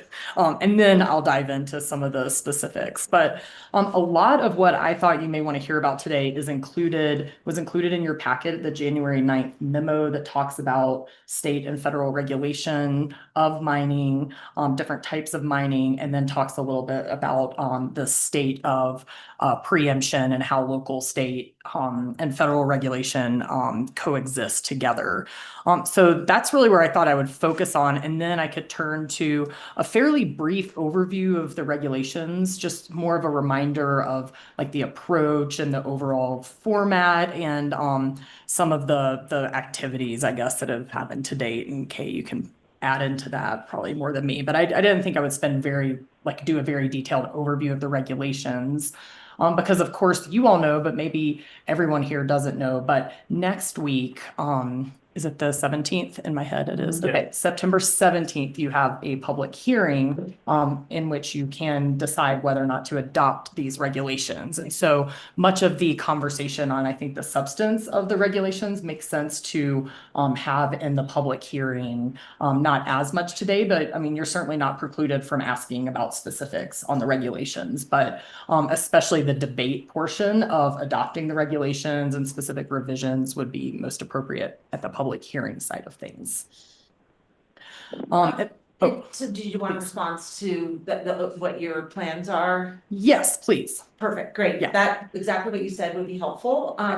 I went back and reviewed materials from the last planning commission meeting because I felt like that was going to be the most kind of current comments and so forth. And so when you're going over your advice and thoughts to us in terms of federal versus state regulations and then what preempts what and why we're doing these. If you could address like repeated comments from the Colorado Mining Association's letter of June 9th, that, and I imagine you did this for the Planning Commission, where they talked about how these are duplicative to state regulations, and just sort of help us understand, since there are federal and especially state regulations, the role of our regulations on top or in addition to those. Does that make sense? Thanks. Yep, absolutely. Happy to do that. Anything else from the other commissioners in terms of what you'd like to hear from Tori today? No, I mean, that is my, that was what I was hoping to take away today. So yeah. And the memo really starts, we want to start high level to get to like the specifics of those comment letters. And I think at some point that's where, you know, there may be a need to go into executive session if there's really questions on these regulations and what the, you know, the legal arguments may be if there was ever a challenge to them. But I mean, I'll start at the top, but we do have to agree to disagree with the substance of those comments, that anything that we've drafted for you all is preempted by state or federal. So that's like, you know, the teaser. Sure. Of course, but we'll get there. Just thought it would help to like walk through the basics first. Not very long.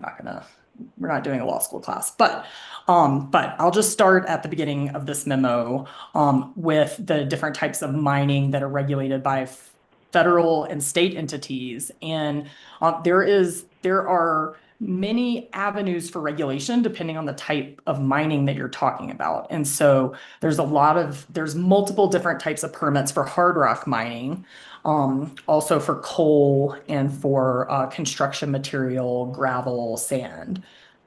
Your regulations are meant to be, certainly while some people have said they're not simple, they're meant to be as simple as possible as far as you have large scale and you have minor, and it's supposed to fit all different types of mining. And so part of what we'll come back to is the differences when you're trying to make not create multiple like different types of permits, but have one permit that could be one size fits all. And then you create off ramps to reduce burdens depending on the scope and scale of the project.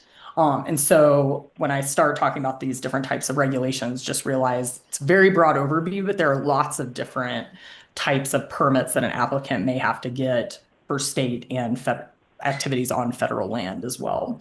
So hard rock mining, we'll start with, and that the federal regulation that regulates hard rock mining, if you don't know, is from 1872 and has not been substantially changed since then. So it's probably one of the oldest on the books.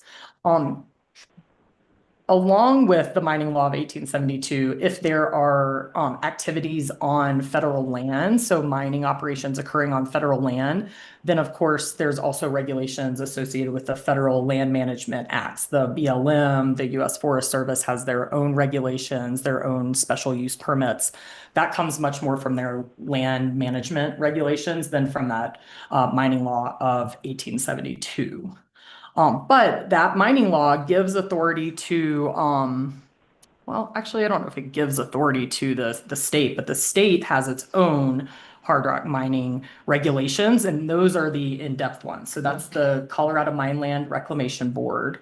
That their authority is in the name of the agency. So it's the Mineland Reclamation Board. So back when the legislature created this board, the emphasis, and it continues today, that their authority, the emphasis is on the reclamation of mine lands. And so they have taken a very broad approach over the years of what constitutes reclamation, but all their permitting has to tie back to reclaiming land at the end of the life cycle of the project or the operation.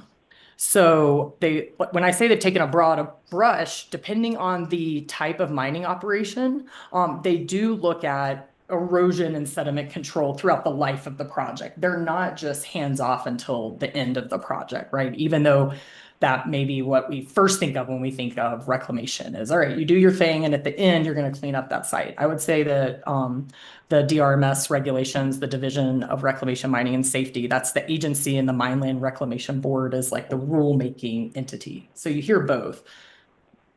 Most of the time, the Division of Reclamation, Mining, and Safety is who I end up referring to, but both, one is a volunteer board that is appointed by the commissioners, and the DRMS is the staff. Anyway, so there are, somebody on the call probably even knows the exact number, but I've been like rounding to about 12 different types of permits that the Division of Reclamation, Mining, and Safety may issue, depending on the type of mining. Sometimes it's based on the square footage, so the size of impacts to the size of, I guess, disturbed area, which they call affected lands.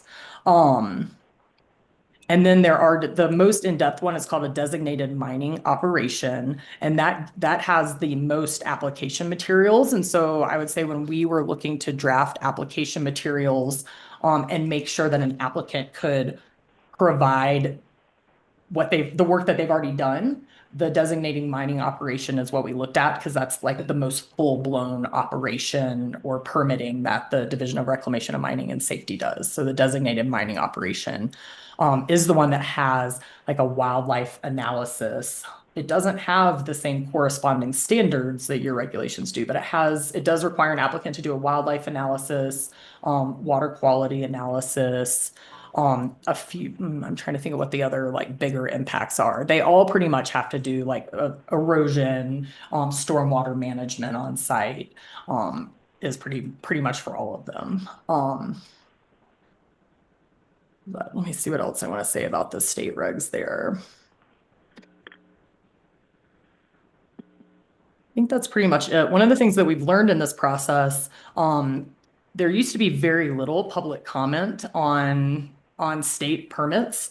And, we've learned from the Division of Reclamation, Mining, and Safety, they came to one of the work sessions, so some of you probably heard this, but the complexity of folks participating in those processes has increased over recent years, maybe the last decade. So they are getting more public participation in the state process. I'm not sure I heard you correctly. You said the complexity of the people participating? Maybe the sophistication is probably the word I meant, but I think entities are getting more savvy on participating in that process. So if they ask for an appeal, then it can get appealed to the Mineland Reclamation Board. Otherwise, there's a lot of the permits that stay at a staff level and are more an administrative approval and less appealed. So that's what I mean by becoming more savvy, and they're having a lot more of those go to the reclamation board, have a full-blown hearing, that sort of thing. And I'm pointing that out because I think still one of your considerations, but is the public transparency and, like a public opportunity to participate in the permitting process was one of the flags in this memo. I noticed that I think is still, very true for you all to consider. But we did learn from DRMS since January that is like, there is a lot more public process going on at the state level. So, yeah. Is there anything else? You're referring to even just in the last few months when you refer to January of this year? No, oh, the memo was from January. Oh, I see. So, so in conversations with DRMS since January, I would say like that's part of, that's something that they, let us know that they feel like is a trend over the last 5 to 10 years. Okay, thanks. Yeah, and I'd add, if you didn't have an opportunity to go back and listen to the work session with the Planning Commission in March, it was a really good informative presentation from DRMS. It's the first thing on the agenda that day, so you don't have to, skim through. But they really did talk a lot about, what they're about, how their permitting processes work, and really got into their reclamation bonds as well. Mhm. Yep. Yeah, that's a good point.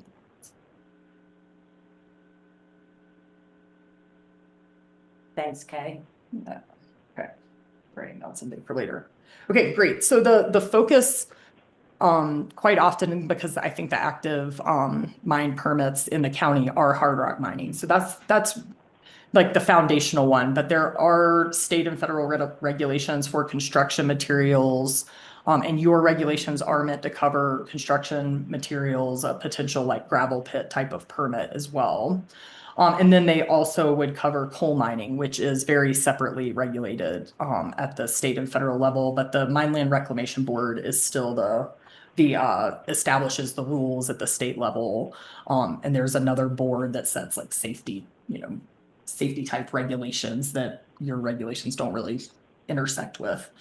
So there's a couple of other state agencies in the memo and federal agencies that I don't think we have to spend as much time talking about. Okay, so knowing that those are out there, but I don't think that comes up a lot more in understanding the background for these regulations. Like I said, so there's mining regulations, and then there's the if the mining activity is occurring on federal land, there are federal requirements for the Bureau of Land Management, and then also the U.S. Forest Service. And the U.S. Forest Service, from what we understand, defers to the BLM process and utilizes that one quite often. So the BLM is kind of the big actor in permitting those special use permits. There are levels of exploration that are much more an administrative approval at the federal level that your regulations would require a permit for in a public hearing. So I do think it's under 5 acres, which I think could still be a considerable operation. From what we understand, the federal agencies may just issue there's a notice and then they can proceed. And the county, it sounded like, had more of a desire to have some oversight on even that size of project. So right now, even exploration under 5 acres would come before just the planning commission. If it was exploration under 5 acres and it meets a couple of other requirements, then it would just go to the planning commission. So there is a streamlined process for that type of permit. In the new regulations. In the new regulations, yeah. And you actually didn't have that in your existing regulations. Exploration was treated like mining. So that's something new that was an attempt to streamline some of the smaller scale efforts. Okay, very short and sweet overview, state and federal regulation, to talk a little bit about the door being open for local regulation of mining as well. I mean, first and foremost, it is clear that you have the authority to regulate for mining activities. You have your existing land use authority. And so I think keeping that in mind, that your authority comes from your land use authority, is helpful for balancing. I think we've had to remind the Planning Commission a couple of times of that, as far as whether or not you want to get into like the technical aspects of the way that they're mining. You always want to be coming back to, well, no, what are the land use impacts of mining? And we'll talk about that with the structure of the regulations too, but they're very much focused on the impact of mining to the land, to the county as a whole. And of course, you have your general public health, safety, and welfare mission. And as I pointed out, the Mine Land Reclamation Board is very much focused on reclamation. So there are pieces of land use siting that are reserved for local governments, and then also the public health, safety, and welfare pieces of like nuisance impacts to neighboring lands, and even just looking outside of the affected area of the mining operation is something that counties can do. So I guess I'll start with federally. Federally, there is a great case that's a seminal Supreme Court case that says that the mining law of 1872 and the federal land management laws on their face so expressly or impliedly, they do not preempt local regulation. That's the shortest way to say that, but that's California Coastal versus Granite Rock. So we call that Granite Rock shorthand. And so for hard rock mining especially, you have a really good case law that says, yes, the federal government did not ever intend to occupy the entire field, we'll say, of mining. You have room there. I'm pausing because I heard scuffling, so I wonder if that was David or it could be many other people on the call. Nope, I'm being quiet. Okay, thanks, David. All right, and then importantly, the Colorado statutes that created the authority for the state for the Mine Land Reclamation Board. There is explicit recognition that land use and zoning is reserved for the local governments, and that the MLRB actually needs to make sure that the applicant for the state permit has gotten its local government permit as well. And so that's like pretty clear that there's no state intent to occupy this field of mining regulation as well, and that they recognize that there's this land use and zoning authority that you all have. That I can get into more detail, but really big picture. I mean, the citations are all in the memo, and I don't, you guys just tell me when you want to get more into that, but we'll talk about the regulations, how they apply, and then you may want more detail on some of those. But the one case that I do think is important, so we talked about Granite Rock. In that case, so there's two cases I think that are seminal. So the Granite Rock case we talked about, and that's for your understanding that you have authority and the federal agencies have not, or the federal government is not intending to preempt your regulations. The other way that Granite Rock comes up in the mining context is great because it comes up in a lot of other contexts, and we don't look at the mining law. It also comes up because of the federal land management statutes, and in general, the Granite Rock case found that in the federal land management statutes, there's also no intent to preempt local regulation of private activities on federal land. So the way that we end up explaining this is that local governments can't zone, and we've talked about this some in other work sessions, but local governments, you can't zone and say what can or can't happen on federal land. That's for federal agencies to decide what type of uses are appropriate on federal land. What you can do is regulate the impacts of the private activity that's occurring on federal land in the county. And so that's the type of activity that was going on in that Granite Rock case. And so that's why it gets said like that. It was private activity. It was occurring on federal land. And the agency, the California Coastal Commission, wanted to regulate based on impacts from that activity. And they said that's okay because it's not zoning. You haven't said, no, you can't have this type of activity. Okay, so that's one of the seminal cases related to federal law. We talked about the statutes for state law, and then I want to spend a little bit of time talking about the seminal case because this definitely comes up a lot in the comments that you received from the Mining Association in particular, but that is the Colorado Mining Association versus the Board of County Commissioners from Summit County. So shorthand, end up calling that the Summit County case. And in that case, Summit County had zoned basically to prohibit heap leach mining in all zones in the county. So you've prohibited that type of mining.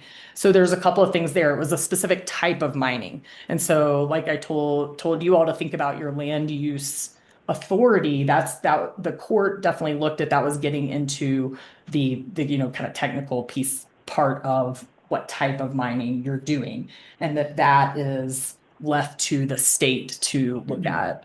And then also, I think more importantly and more straightforward is that you have the county had, by zoning out that activity, had basically had banned it, and that you can't ban what the state allows, and the state allows that type of mining.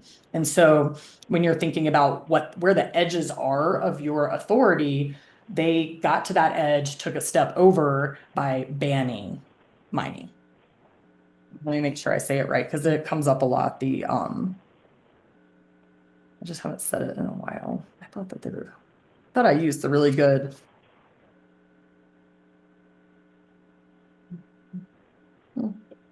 I guess I didn't. I was thinking that there was an exact phrase, but I didn't put it in the memo, so that's okay. But I think you got the point there. Is like Summit County really stands for like you can't ban.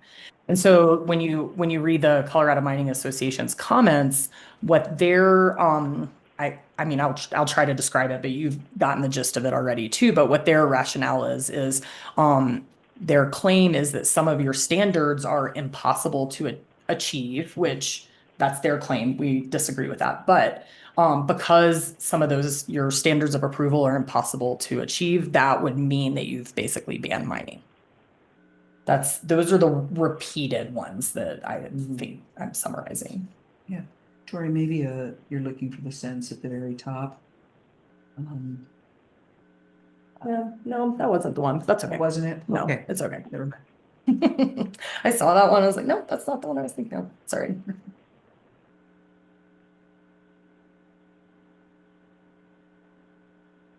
Let's see. Yeah, I think I just didn't quote it, but it's the sentence it's like the second from the last paragraph on that memo. It says the county regulation conflicted with the state regulation by prohibiting what the state explicitly authorized through its permitting system. There's some like exact quote that I'm close to having memorized, but anyway, I think those are the big cases that I wanted to point out for you all, and how we know the bounds of your authority. So there certainly are some things that have not been tested in court, but we also apply your land use authority in many, many other realms to like understand what your authority is. Okay. So now I'm going to turn to the regulations, and we'll apply what I talked about, and then I think that's probably where you'll have a lot more questions. But all right, so a couple of things with the regulations focused on some of the mining association comments, and then and I think just big picture, like the preemption questions that have come up, and then I'll share remind you of some of the other pieces of the regulations that I think are helpful, just to refresh your memory, since it has been a long time that we've been working on these and fits and starts. So a couple of things. So first of all, we've said since the outset, we've acknowledged that the application materials for the mining operations we keep using the term purposefully duplicative. So the application materials, first of all, they're not standards of approval. They're what kind of requirements the application needs to meet to just be a sufficient application. So local governments can ask for whatever they want in an application, first of all. Second, the benefit we saw to being purposefully duplicative, and we've kind of said this throughout the process, and I mean I fully recognize there's other ways to do it, but the purposeful duplication is always been so that an applicant can submit the work that they've already done for a state and a federal agency. And that was always the intent, and we have beefed up the regulations to say that explicitly a couple of more times along the way, through the work sessions and the planning commission. So really trying to make that clear. But also, as I mentioned earlier, since there are so many different types of permits that that applicants may submit, they don't all have the same wildlife analysis. They don't all have certain threshold analyses in them. Especially, I pointed out some of the types of exploration projects that you all are currently receiving permits for and have gotten good information from applicants. It's something that's been happening, but we wanted to put it into the regulations more explicitly for transparency for everyone. So it's been happening, but you've been getting good information, but not all state applications will have that same information. So that's the other reason that duplication of like the highest level of mining permit is at the state level is important, because some operations may not be doing that same level of review. So I think that's one thing that's come up several times. I don't think I quite understand what you're saying, and I'm sorry if Okay, I no, that's lost okay. track. I thought what I heard you say was that particularly in the mining piece of this, which is section 304 and 305, that we are purposely asking for the same information that the mining operation would submit to the state. Yeah. That makes sense. I get that and I understand why that makes sense. But then you said something about how depending on the type of application, they may or may not be submitting that. I didn't know quite what that was all about. Okay, yeah, yep. So because there's so many different Right. types of state applications, what we based your application materials on are, I mean, of course, the work that you all have already done for solar, the types of impacts that you're worried about, those are the kind of resource categories that we kept that are similar from solar, would be carried forward for other resources as well, or natural resource regulations. But anyway. Okay, so you have, of course, that work you already did, but we also looked at the permitting process for designated mining operations, which I'm just shorthandedly saying those are the most full-blown mining operations. Not all mining operations are designated mining operations and have to do that full-blown application at the state level. So there are some types of exploration that do very strict permits, and from all the conversations we've had, we understood that even a streamlined permit at the state or federal level, there are impacts that you all would like to look at that are within your land use authority. And so when we say that they're duplicative of the highest level of mine permits, the designated mining operations. So there may be some applications that wouldn't be going through that designated mining. So I think what the state.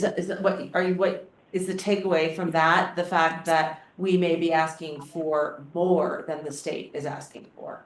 Yes, That's I think what so. you're getting At times for Okay. different levels of operation. Like- So a smaller operation. Yeah, smaller operation, or like, as you were mentioning earlier, some exploration, which is just kind of streamlined through, but in these drafted regulations, county regulations, asking for a little bit more. Yeah. Yeah. So to cross-reference, that's like been a suggestion, is to cross-reference and just have the state application be the cross-reference. That may be good for some applications, may not be good enough for others. And so the purposeful duplication is functional as well, to just make sure that you know exactly what you're getting, whether or not the state and federal regulations are the same. Okay, so when the state requests it, we're asking for the same exact materials. That makes sense. But you're saying we are also asking for it, we may be asking for additional information. Is that right? You're saying? Yes. Okay. Yeah, and actually the mining association has like pretty detailed a table Yeah. in their comments of where they think the duplication is and where it's not. And I just like my biggest emphasis is like nobody's saying that we're not duplicating application materials. Right. It's purposeful. Right. Okay. Yeah. Yeah. And administratively, and maybe we're gonna get into this here, Yeah. so excuse me if I'm jumping the gun. It's okay. But administratively, all right, is there, I mean, it truly, if it is something that is being asked, that is already being streamlined through this state level regulations, that it's truly just handing over that documentation. I mean, I guess let me ask this more straightforward. How much of an administrative hurdle is that? Yeah. Yeah. I mean, we've spent some time talking about this, so I don't know if you would like to talk about the way that would kind of go. because I can talk about it from our firm's experience and what we do in other places, but I think like what you all, how that would look for you all would be. Right, this Hey, would- flow chart that's been provided. Yeah. That shows the process. Yeah. Here at the county, I'm wondering kind of like where that comes in. Can you So- enlighten me, Kay? So yeah, I've said, ideally, when somebody's preparing their application, they know what they have for the federal permits, if there is a federal permit, because this does also apply to private lands and private minerals. And then they have their state permit. And what I would suggest is, when they do their pre-application meeting with us, my suggestion will be, please just go through and, here's all of our list of submission materials. Please give us the document and page number, and then we'll look at it and address it that way. So, item C, page number, item D, page number, and approach it that way. It is a little bit of work for them to, do that sort of that sort of cross-referencing, but it's definitely easier and quicker than recreating whole new documents for us.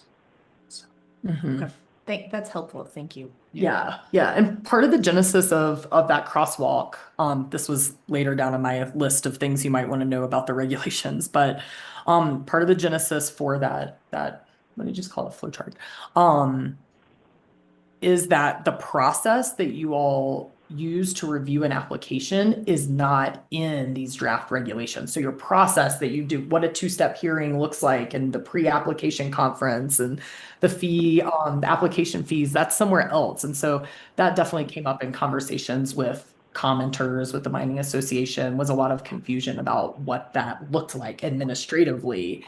And once we figured that out, we're like, oh my gosh, okay, I see. Like we added, that's one thing we did since the planning commission, was just add a lot more cross references, and you'll see like a summary sentence that at least explains, here's what's in your article. Is it 3? Article 3 is your process? Yes. Okay. Here's what Article 3 talks about, the pre-application. But that's exactly what we do other places, is have applicants do a crosswalk of where they've already created that information. And then if they don't, you can have, you can say see summary document, whatever new summary document they make also. With public comment received since the planning commission meeting to now, and that explanation, has that seemed to address those concerns, and has that been heard? We have gotten, I was about to say, I don't think I've seen very much substantive public I comment. think since the planning commission meeting, we've had a few questions from citizens and regarding recreational mining, which we'll address next week. But from our referral agencies, we've only had one letter. Okay. Yeah. And more to come next week, obviously, but I just kind of wanted to get in front of that. We did hear So- from like the mining association that they were planning to submit comments, but we haven't seen them yet. Okay. Yeah, no, good question. We haven't really heard. Yeah. Okay. That's one piece, purposeful duplication. The other thing I wanted to talk to you about, so that was the application materials, one of the big pieces of that I wanted to talk to you about. The other thing that I know is in like the PowerPoints that we put together that I'm sure that will be there next week too, but is our approach to application materials and standards, which we kind of call shorthand impact-based regulations. And so the application materials are more detailed, where you do an impact analysis that's a baseline. The applicant summarizes what the impacts are of the project and how they're going to mitigate them.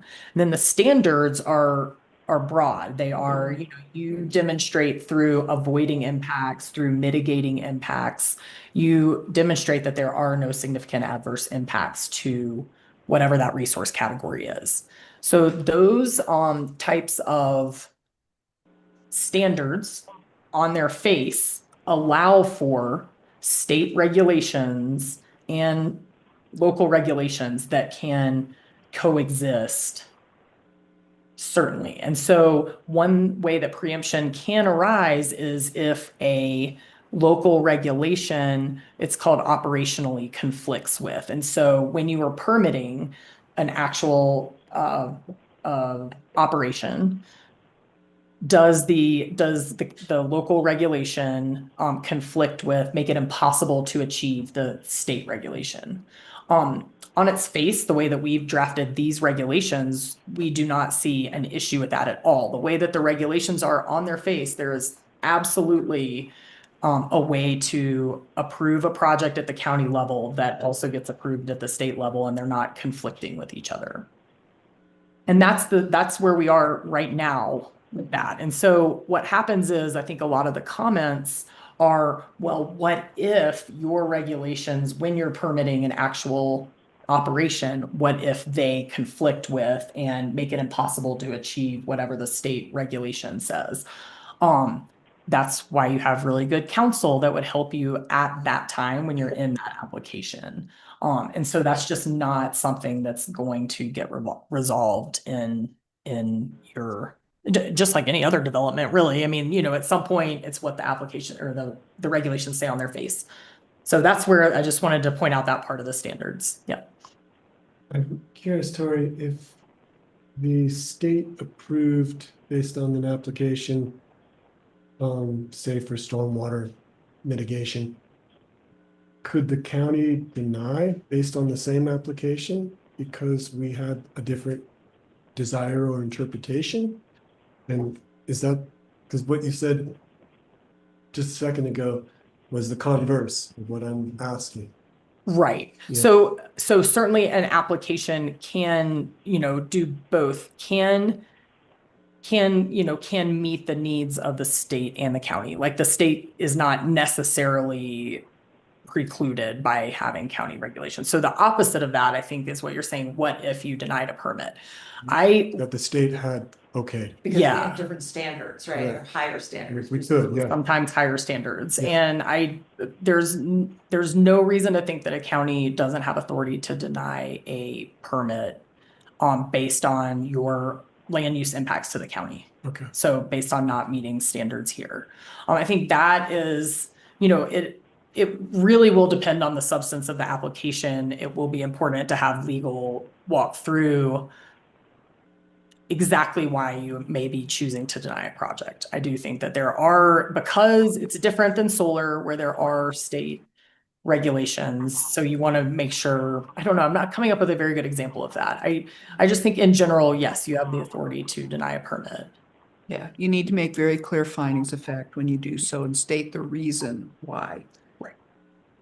Right. And that's where, you know, your counsel will just help you stay within the sideboards of your authority and the standards, and having more specific standards. Some jurisdictions have like really broad, like, you know, have 2 standards. And that's what your old regulations had, was like, you know, no adverse impacts to like anything in the county, basically, with no additional standards. So you didn't have as many sideboards on how to make your decisions. So having lots of different standards, I think, is more transparent for everyone. But it also helps you make your decision, you know, of like the standards met. And it provides you with the substance of why, if you feel like something's not met, it's going to already drive you to something specific and not just be because of impacts, because that's what your standard was before, impacts in general. So you do want specific findings. But I know, and that has been, you know, that's been something, I guess I'll just say, that's come up in conversations of, you know, does the county have authority to deny a permit? Gets confusing, I think, for folks to hear that versus does the county have a desire to deny permits? And that's, you know, that's for you all, but I think that's something, I guess, we've been hearing that's not really a staff level issue, that there's a sentiment that that's something the county wants to do. And we've at least said from the staff level that that's not ever been something that's been directed to us to develop a set of permit regulations that don't allow for mining in the county. So anyway, I thought I'd share that because that's, you know, that doesn't, it's not the red line of what the black line of what the regulations say, but something we hear. Let's see. I think I'll just let you all ask a couple, well, maybe I'll just like one more point, bigger point about the regulations and then ask a couple more questions, whatever you all want. But the only other thing I was going to point out is that probably the newest substantive change since the Planning Commission directed us, big picture, but we hadn't drafted it yet, to create a waiver of standards, in particular. And that, before there was just a waiver of application materials. So the administrator could cross out application materials that just don't need to be completed in order to show that you've met a standard. Now there's also the potential to waive certain standards based on technical infeasibility, or based on like the size and impacts of the project. Is just, that one should be a very high bar. It should not be very easy to demonstrate that you need a standard waived, but that is based on comments from the Mining Association. It's meant to be another off-ramp to appropriately scale your regulations for smaller or less impactful projects. And it is meant to be another tool for the county to, if there is, and we don't have an example of this, honestly, but if there is some sort of like a preemption question coming up, there is a tool to address that by waiving a standard. Because like I explained, our impact-based standards are so broad, like I don't see that coming up. I don't really see that being an issue, but it is a tool that's there for that. And that actually is in the latest draft. Correct. Yeah, Yeah. thank you. Sorry. And, Since the Planning Commission, they recommended broad brush that we do this, and now it's in the draft. And, you know, what it does is it sets an actual process for making that determination. So it does not leave your planning director out there having to wing it. So. Is that 6-306A waiver of review criteria? I think so. You got there faster than me. Did you say 306? Sorry, I thought it was a 302. Oh, what? Okay. No. Yeah, it's 6302 B is waiver of application materials. Yeah, page 11. Okay, I see it. You have the red line. And then, yeah. Oh, that's why. Yeah. Oh, C, 302C. 6304 A, 6306A. Yeah, okay. And 6302C. Okay. Yeah, it actually looks like we have a problem with the table of contents. Table of contents did not Yeah. update. Yeah, So. but 6302C is the big one on page 11. Yeah. So I just wanted to point that out, as that was a bigger one that I'm curious, like to your question earlier, Delina, we haven't heard back from folks on feedback of that. Okay. So that's one of the newer ones that you may consider, you know, there may be some like suggested revisions or tweaks to that or something. Yeah. Because people haven't had as much time to see it. Yeah. So my question about the duplication was not about duplication of materials. It was sort of duplication, as I read it, of regulations. That that the CMA was saying we're already regulated by the state on all of these points. And so therefore, why does the county also need to regulate? And that was a question that came up on our mining tour as well. And I apologize if I can't remember back to all when this all started, but could you just refresh my memory on that? Yeah, I mean, in general, what the state is doing is approving the reclamation plan that has to have specific elements in it that include water quality for the most full-blown ones, the designated mining operation, they have to have water quality in there. They have to address wildlife, erosion control, but the state's approving their reclamation plan. That is different than the standards that you all are looking at for overall adverse impacts to the county. Like some of the resource categories are the same, like water quality. But I don't see that as duplicative. So I mean, does this come in like, I guess. oh, sorry. No, that's okay. No, I was still thinking in my head. I'm like, well, I mean, I see their point that you are looking at some of the same resource categories. Yeah. And the state. The federal agencies are looking at the federal interest. The state agencies are looking at the state interest. We're looking at the county interest. And so that's, you know, part of the decision making is what is in the county's interest. Not whether or not, you know, we would have ruled the same on the state or federal side using their regulations. This is definitely our area. When I'm thinking reclamation level, I mean, that those standards need to be upheld throughout the operational time any given mine is in operation. But I also think of reclamation as like after the fact, right? Would these drafted regulations kind of address more like in the moment operations, or to the mining association's comments that it's duplicative because that is already, those operational standards are being met by state and federal regulations, question mark? Question mark. I mean, that's a great point. So I feel like first I'm not going to answer your question directly because that is, you reminded me of something that's fundamentally important that I think I skipped over. So there are some places where your regulations don't address at all. And that is reclamation of the mine site. That is very clearly state purview, and the local governments do not look at the reclamation of the site. So we use different terminology to be clear that we were not talking about reclaiming the site. But we really talked about very explicitly places that are not within the purview of the permit. And so that comes up the most for roads. But we wanted to leave it open for other examples of things that might need to be reclaimed. But anyway, so that's really important. Your regulations do not overlap there with the state. And there are a couple of other places, bonding, where it calls out very specifically only things that the state doesn't already work with. But to get back to your question, I think, so I think of how to answer this well. You guys can jump in if you feel like you can say this better, but I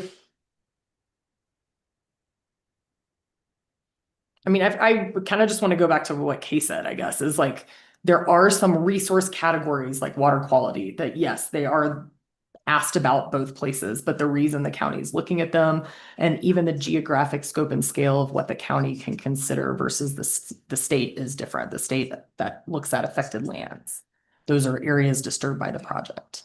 Yeah. And so the county is looking more broadly at impacts to the overall county, even in those resource areas. So the way that we look at it is the resource area itself may be repeated, like water quality is a heading, but the things that you all are considering are maybe different. Yeah. The way that just to that exact point about the state only regulating the permitted area, the CMA memo says that they actually are permitting all affected land. Okay, that would only be land that is disturbed. Okay, so it's not anything outside that, which we are also looking at. Yeah, the federal and state regulations, they'll define their permit area. And in our regulations and in our review, we can determine whether or not there's other impacts that are beyond those those permitted areas. And our roads, of course, are the biggest one. We also have a requirement in there for housing analysis. If this is going to employ a lot of people, how is this impacting our housing? That is absolutely something that is not considered. So that's the difference. We can look at impacts that go beyond those federal and state permits when we think that they are in our best interests. And the housing is a good example of one that I come back to, where the waiver of standards could be helpful for a really small operation. It's like so clear that they don't need to do that, the analysis and even a standard for it just doesn't make sense. So I think that's a good example of that. Yeah.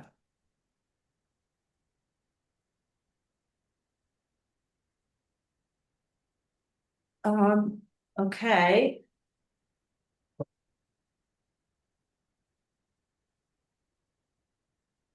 I don't know that we're not gonna get into specifics here today, but I did, review again, the CMA letter from June 9th, and they were saying some things that are just, they believe are unrealistic in our standards. For example, the 50 to 55 decibel maximum is difficult to meet. I mean, I don't, how do we assess that? I went back and looked at our noise ordinance for trucks, and the maximum is like 89 or 90 decibels, so Yeah. how do we come up with 50 here? So it is only for, it's much narrower, I'm imagining, than your 80 decibel. That's probably just noise like in a specific zone. Usually that's how it is. Like you can't have this level of noise in a zone. Okay. Your noise regulations for mining are only from, I'm gonna go off memory, but something like an occupied structure. That's it. So that's another one where, like, literally, if the applicant's like, there are no occupied structures within X number of miles or something, like the nearest occupied structures are 3 miles away. That's where the It's a reading takes no. place. Yeah, and so I genuinely think that one is like a misreading or something. see. So Okay. it's, to me, that seems like a very easy get out of it, is like, there's no occupied structures, which I think most of the mining that's going on probably won't be near any occupied structures. An occupied structures definition is like resided in, like a residential structure. Not There related to the also- operation. Yeah. So we're not, if they have an office that's occupied, we don't care. But if there's a business or a home that is separate from the operation, not related to it, then the noise level should not exceed 55 decibels, which is about a normal conversation level. And that's pretty standard in all noise regulations that, across the whole. Pull that one up to make sure there isn't another piece of it then.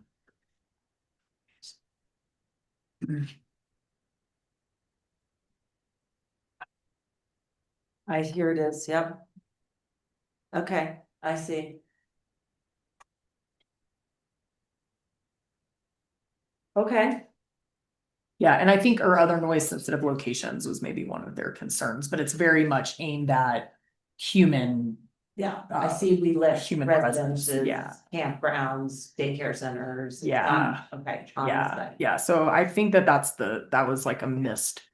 Okay. Yeah, and then there's some other noise for sage grouse. Yeah. Okay.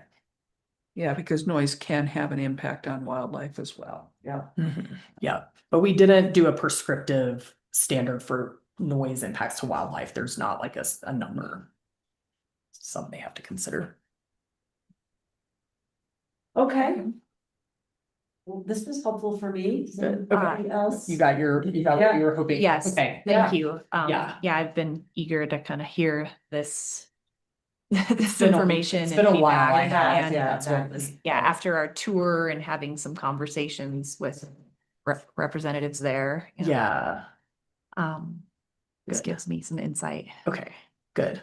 Well, the last thing I want to make sure that I update you on is that I have a conflict next week, but David Baumgarten is online because he's been working with us. He was a Gunnison County attorney for 30 years and he's of counsel for us now, and he's been working on all these matters with me. And so you'll be well covered, and he'll be in person in Norwood next week. So Kay knows what's going on too, right? oh yes, you're very well covered by the folks in the room also, and Maura has been part of all of this. Yeah, I've reviewed this a time or That she two. said a few times. Yeah, so I'll miss it, but that's my loss.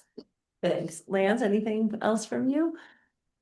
No, ready to go. All right. Awesome. Thanks Good for to see being you guys. here, Cory. Yeah, absolutely. It's really nice of you to come up. Yeah. Yeah. Alrighty, so I think we're ready to adjourn temporarily for lunch. We're a little bit behind, but is everybody still comfortable coming back in half an hour at 12:45? That works. Okay. We will be back after our lunch at 12:45 PM. See you then.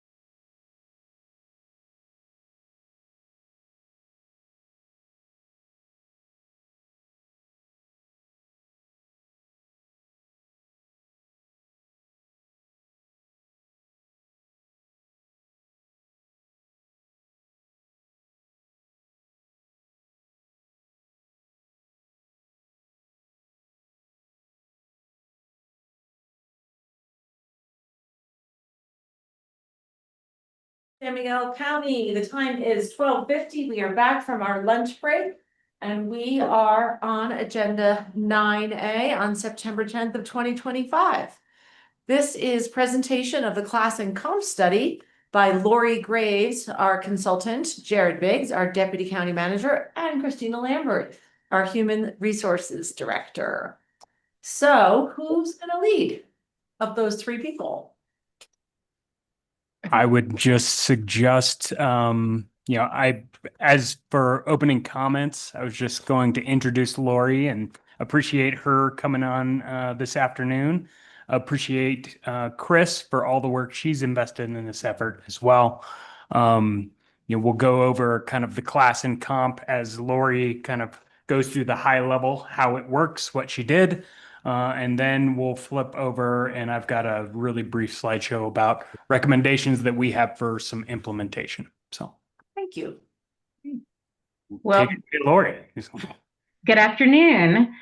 Thank you so much for carving out time from a meeting this afternoon for that. I appreciate it. I'm going to share my screen and, as Jared mentioned, go through a fairly brief presentation. It's not going to be death by PowerPoint this afternoon, but I do think it's important when we do a study like this with a client, particularly when it's a client we've not worked with before. I think it's important not just to share our results and recommendations, but to really go through the process so that you can understand how we got where we were, what were the resources we used, what was our methodology, because we very firmly believe that pay should be as transparent as possible, not just with leadership, but with all employees. And anchoring yourselves in an objective data-based process makes it a little bit easier to do that. So with that, I'll go through the presentation and we should have plenty of time to answer questions. So first, an introduction, a little bit about Graves Consulting. We are a human resource consulting firm that specializes in working with the public sector. The vast majority of our clients, I would say probably 80% of our book of business, are public sector employers, cities, towns, counties, special districts. The bulk of those are here in Colorado, though we do work in several other surrounding states. And so we have more than a passing familiarity with the type of work that exists in the public sector, with some of the unique challenges that you have with recruiting and retention in the public sector, and particularly clients in resort areas where you have housing and high cost of living issues. We have quite a few clients in that space. And just to kind of give you a high level overview of some of the people sort of regionally near you that we work with the town of Mountain Village and the town of Telluride. We're working with the city of Ouray. A little further out, we work with Grand Junction, Rifle, Canyon City, Durango, even Cortez, kind of down in the corner. And then counties, we work with Eagle County, Pitkin County, Jefferson County, a little bit further away. So again, some of the also unique areas that exist within counties we're familiar with as well. So all that to say, this kind of hits right in our sweet spot of what we work on the most. So with that, brief overview of our team. We are a fairly small firm. We do tend to say specialized in the areas that we know. I was the primary consultant on this project, though I did have some analytical behind the scenes work from both Wendy Eklund and from Tom Graves. So we like to make sure, particularly when we're benchmarking jobs, that we have an internal peer review system so that we don't get, I don't kind of get singularly focused and get off track on a particular job. We like to have those peer reviewed. So we did that. So the agenda we're going to cover is we're going to talk kind of high level about the intent and the scope of the project. We'll share our deliverables for the project. We'll give a fairly high level overview of our process and our methodology. We'll talk specifically about the defined market that we helped select for the county, meaning the other public sector organizations that we want to make sure we include as we're pulling data in. We'll talk a little bit about your pay structures, both currently and recommended. And then we'll talk about implementation and next steps. And obviously, as Jared mentioned, he has more detail on the financial implementation piece following this. So probably not a surprise to anybody, but the intent of a project like this is clearly to ensure that the county can continue to recruit and retain the talent that you need to provide all of the various services that your residents expect, right, and require. And the most important way that you can do that is to ensure that people are being paid competitively to the external labor market.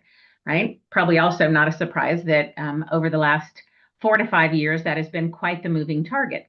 So it's certainly a good time for the county to be doing a full class and comp and to be getting into a cadence of doing those regularly, right? We've seen a big shift in the labor market, and not all jobs shift at the same pace. So looking at it really helps you make sure that you're staying current with each of your jobs, but not pushing things too far forward.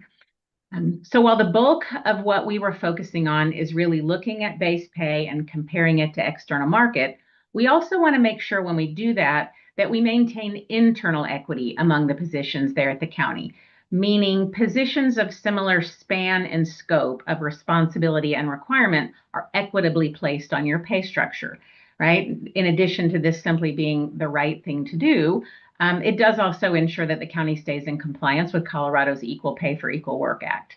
And we additionally did a separate analysis to ensure that that was the case, which it is, not surprisingly. But doing those type of proactive analyses also provides some safe harbor compliance for the county, so it's definitely time well spent.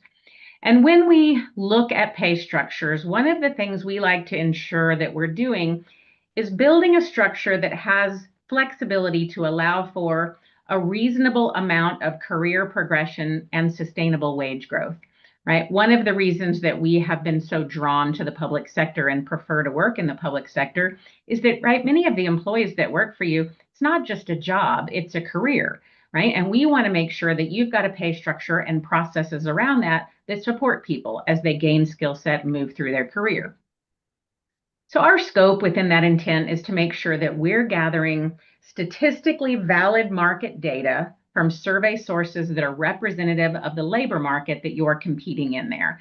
And we'll talk a little bit more about that when we get to kind of the defined market piece of it. But we believe it's important to have a large, statistically valid data set. You know, we have worked with some public sector municipalities in particular that like to compare themselves to just maybe 4 or 5 local other comparators. And that creates a lot of variation year over year. And any sort of anomalies that exist in their pay structures would come into yours.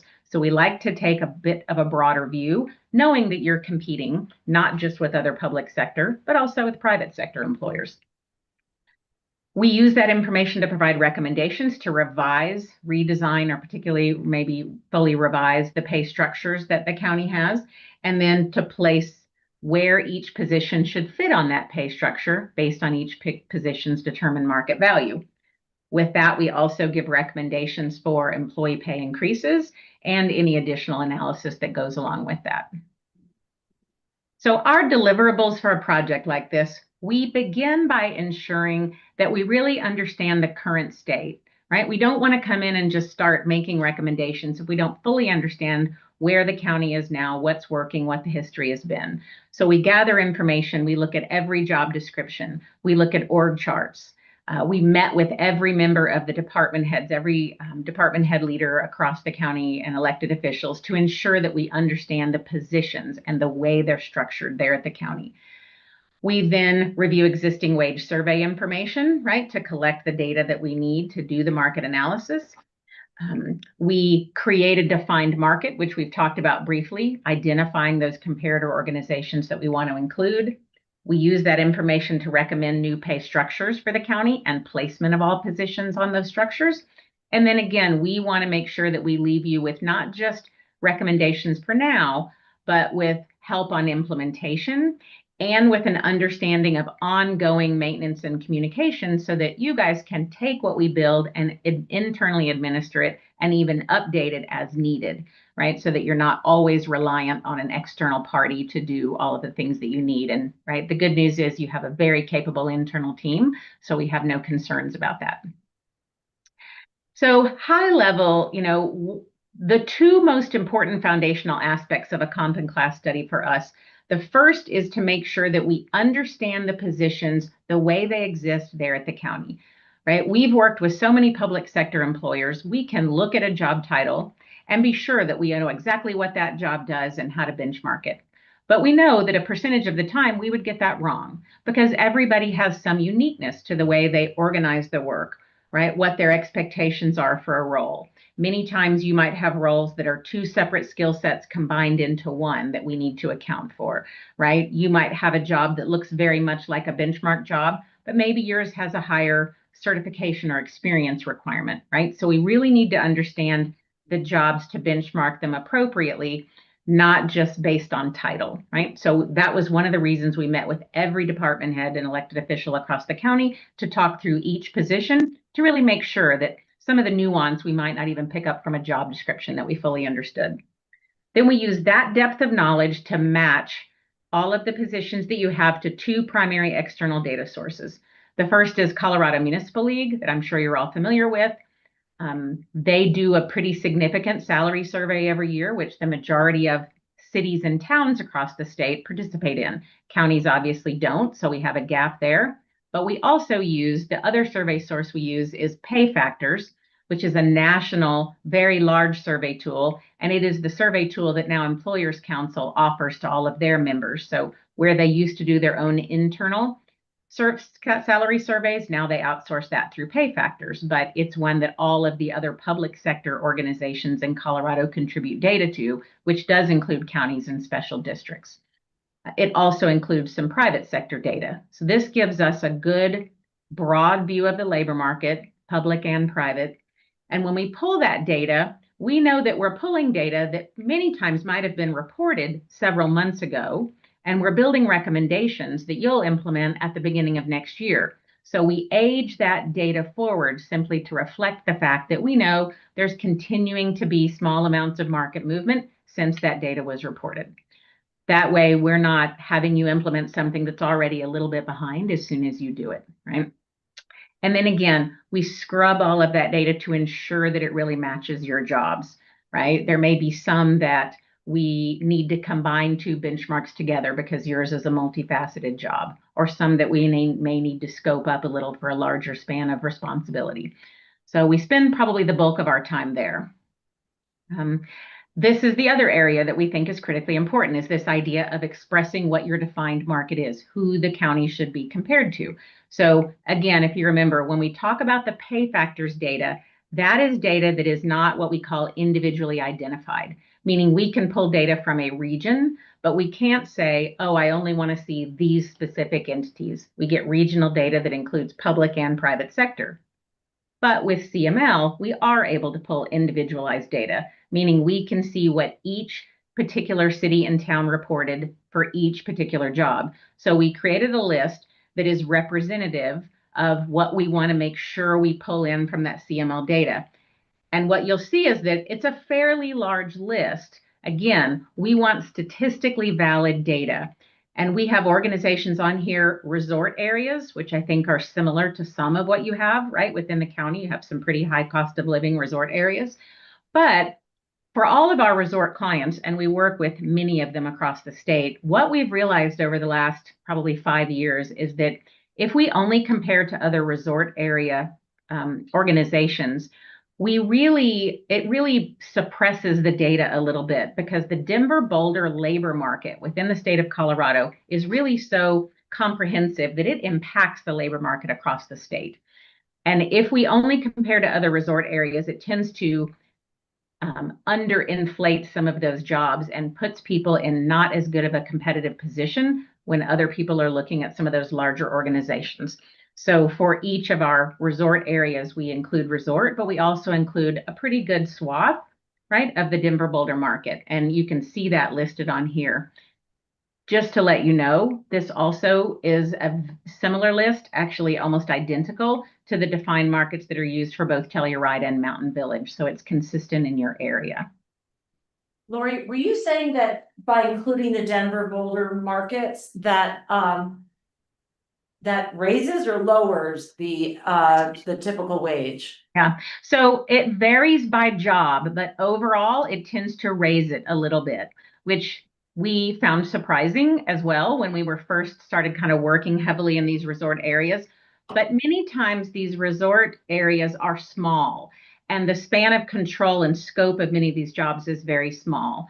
And so they tend to have sometimes a lower wage for certain jobs, even though their cost of living is higher, right? And what happens is many times we were seeing employees eventually, especially over these last few years when the cost of living has gone up so much, migrating away from resort areas to be able to get into some of those places with a higher wage base, even though your costs of living are higher. So it's a little opposite of what you would expect, but we have seen repressed rates most of the time, pulling only other resorts.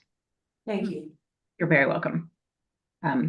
So this is the listing, like I said, from CML, knowing that it's actually a much larger group of organizations that we're pulling data from when we pull pay factors, because it's a regional cut of the data and includes public and private.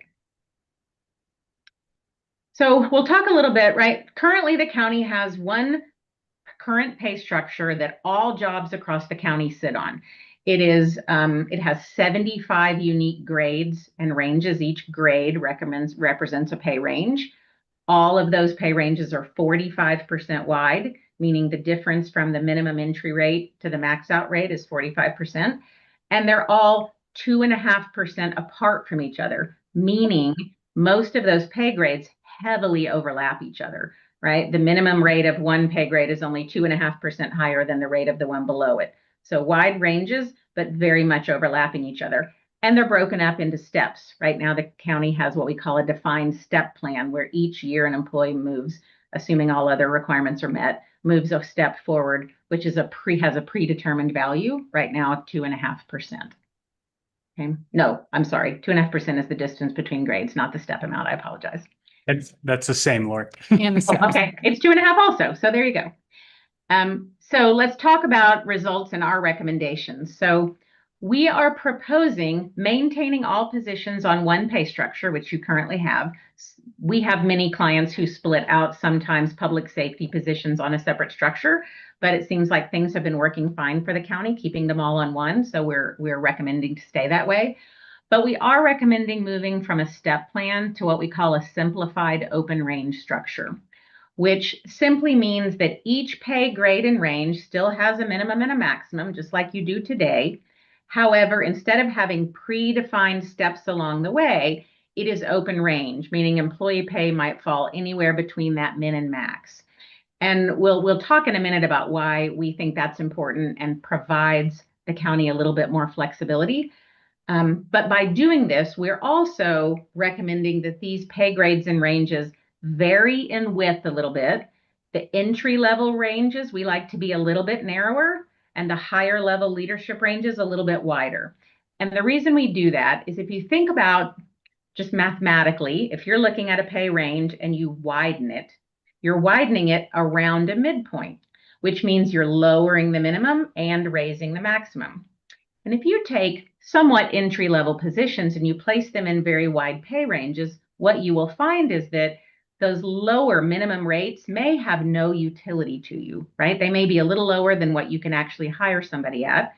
And those maximums might be a little bit unrealistic for the type of work you're asking someone to do.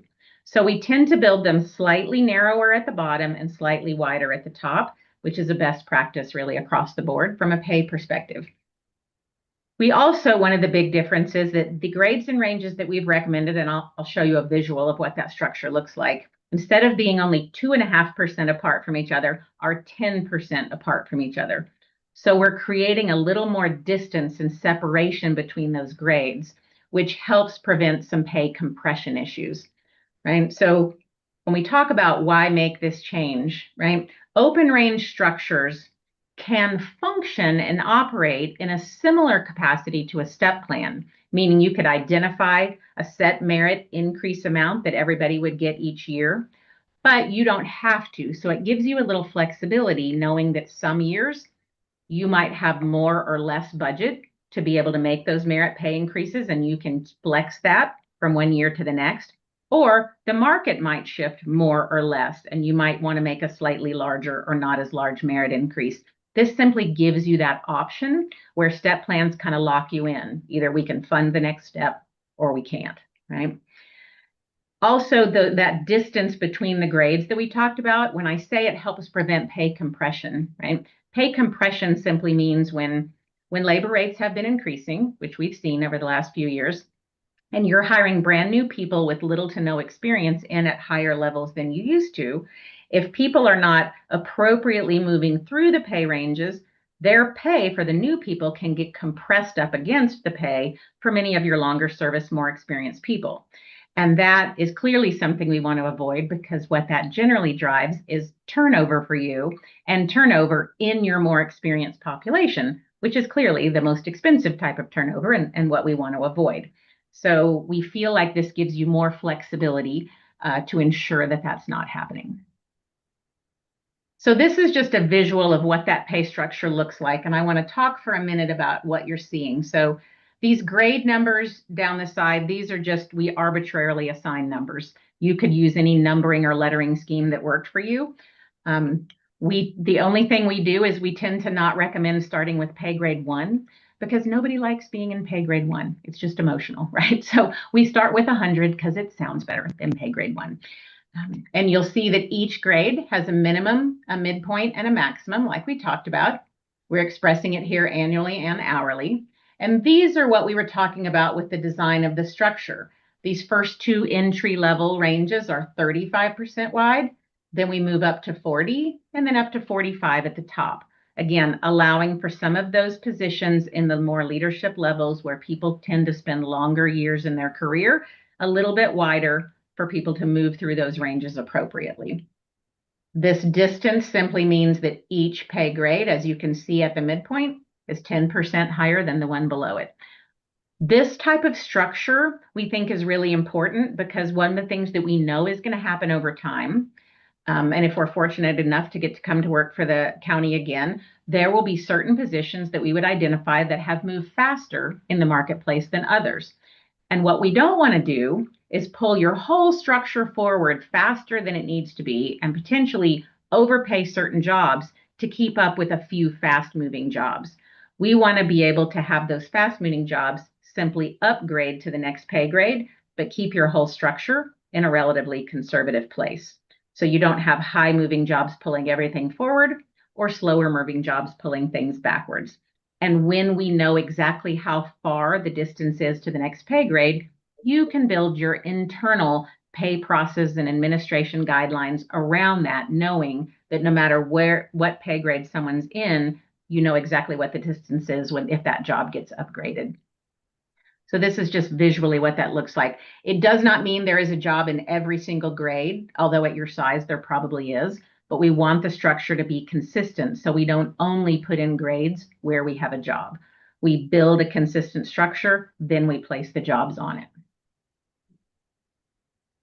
So our recommendations are that all of your employees be moved onto this new open range type of pay structure, and that they be moved to the same place in the range that they currently are, right? Meaning the county, I think, has done a good job of making sure that based on people's experience, their pay is in the right place within the range.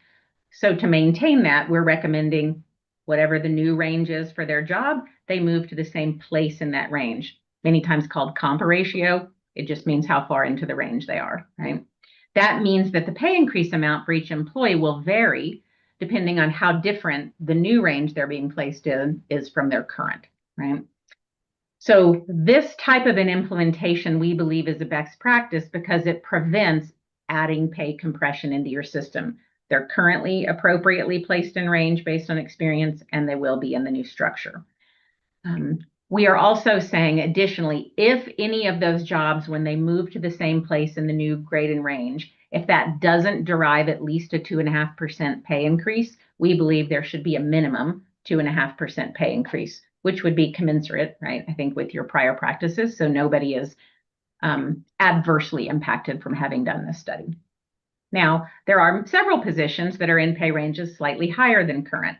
So that will drive varying amounts of pay increase. And this is something I know Jared is going to cover more following this, but the county, I think, has done a really good job of coming up with an implementation as we were talking through it that helps bring people into the new place and range. But if it drives very large increases for certain people, we would cap those increases.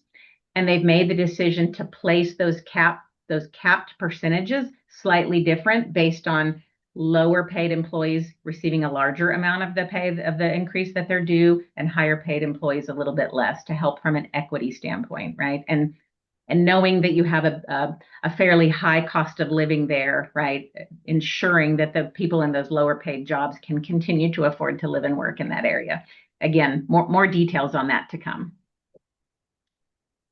And from an implementation standpoint, obviously everything that we're talking about today is pending approval from each of you. And if approved, what we're talking about, these changes would be implemented with the first pay period in January of next year, right? So what we're talking about today would implement in January. And then we have discussed doing an additional evaluation. It would not be of the same breadth and scope, but an additional evaluation to pull some data to make recommendations for 2027.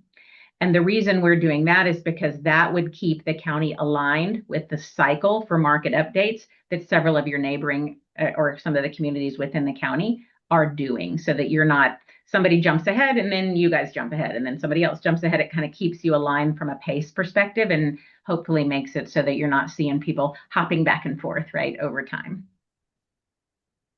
And with that, that really covers the presentation, but I am hopeful that there are some questions that I could answer.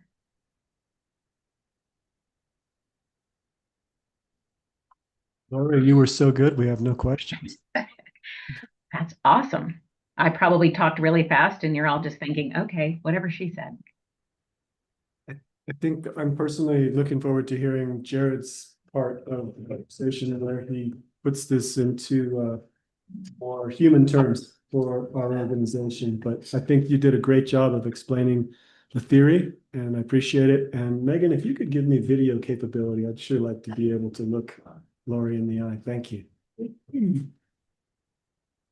And if you don't mind sticking around, Lori, in case any additional questions come up, I will go ahead and share my screen because death by PowerPoint is kind of what I prefer. So you all know. I had, we've been thinking about this a lot. We are in budget season, right in smack dab in the middle of it. And so I've got a couple of kind of recommendations near the end of this, and then we're going to just kind of ask for your direction as a board on what we want to proceed with for our draft budget effort. So I think Lori already covered this. So this is a little bit of a retread. Why are we even doing this? So we can compare ourselves to market, so we can compare how our positions compare to one another in a lot of respects. And it was a really great exercise to walk through with one of her colleagues, Eric, on also, an equity analysis to make sure that, cool things are that we are paying women the same as we pay men. We are paying folks, equivalently for work that they do. And that's something I think we anecdotally all feel like we're doing right, but it's nice when data verifies some of that, right? So those are kind of some of the reasons. And then once we have this big structure, as Lori has pointed out, we have to figure out how to make it fit within our finite budget. And this is where Lori, mentions compression, and we'll talk a little bit about how compression happens and what we're suggesting in our case. So with Lori's presentation, her and her team did give us kind of this tab of a workbook where we could toy with numbers and monkey with them and put in different percentages and kind of bring it along. And so what I did just that, and I do want to point out there's a couple of nuances here. As the commissioners probably recall really well, and Dan recalls as well, last year we did make some adjustments, particularly to the operations division of the sheriff's department. And even though those amendments, they weren't really considered as part of this study because we're comparing to different markets than Telluride in very specifically. We decided to keep those dollar values that those folks are making within this study, regardless of what was recommended at the end of the day. We don't want anybody to, have a decline in their pay rate, and we wanted to avoid that. And so we needed to kind of honor that, and we do intend to continue to do that. So that does build in a little bit of a differential from what Lori's model was to where we end up at the end of the day. And the grand total of if Lori said, just do everything, Jared, and I said, we're doing everything and honoring what we have honored for our ops staff in the sheriff's department, that would be $801,000. That is just salary additional. That is just salary, not benefit adjustments or otherwise. So,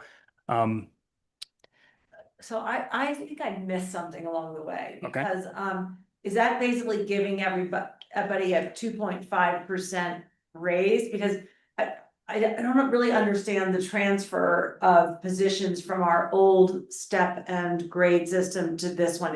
Is part of Lori's recommendation not only that we have a different structure, but that we place people differently on that structure, and that we raise that, all the numbers on that structure?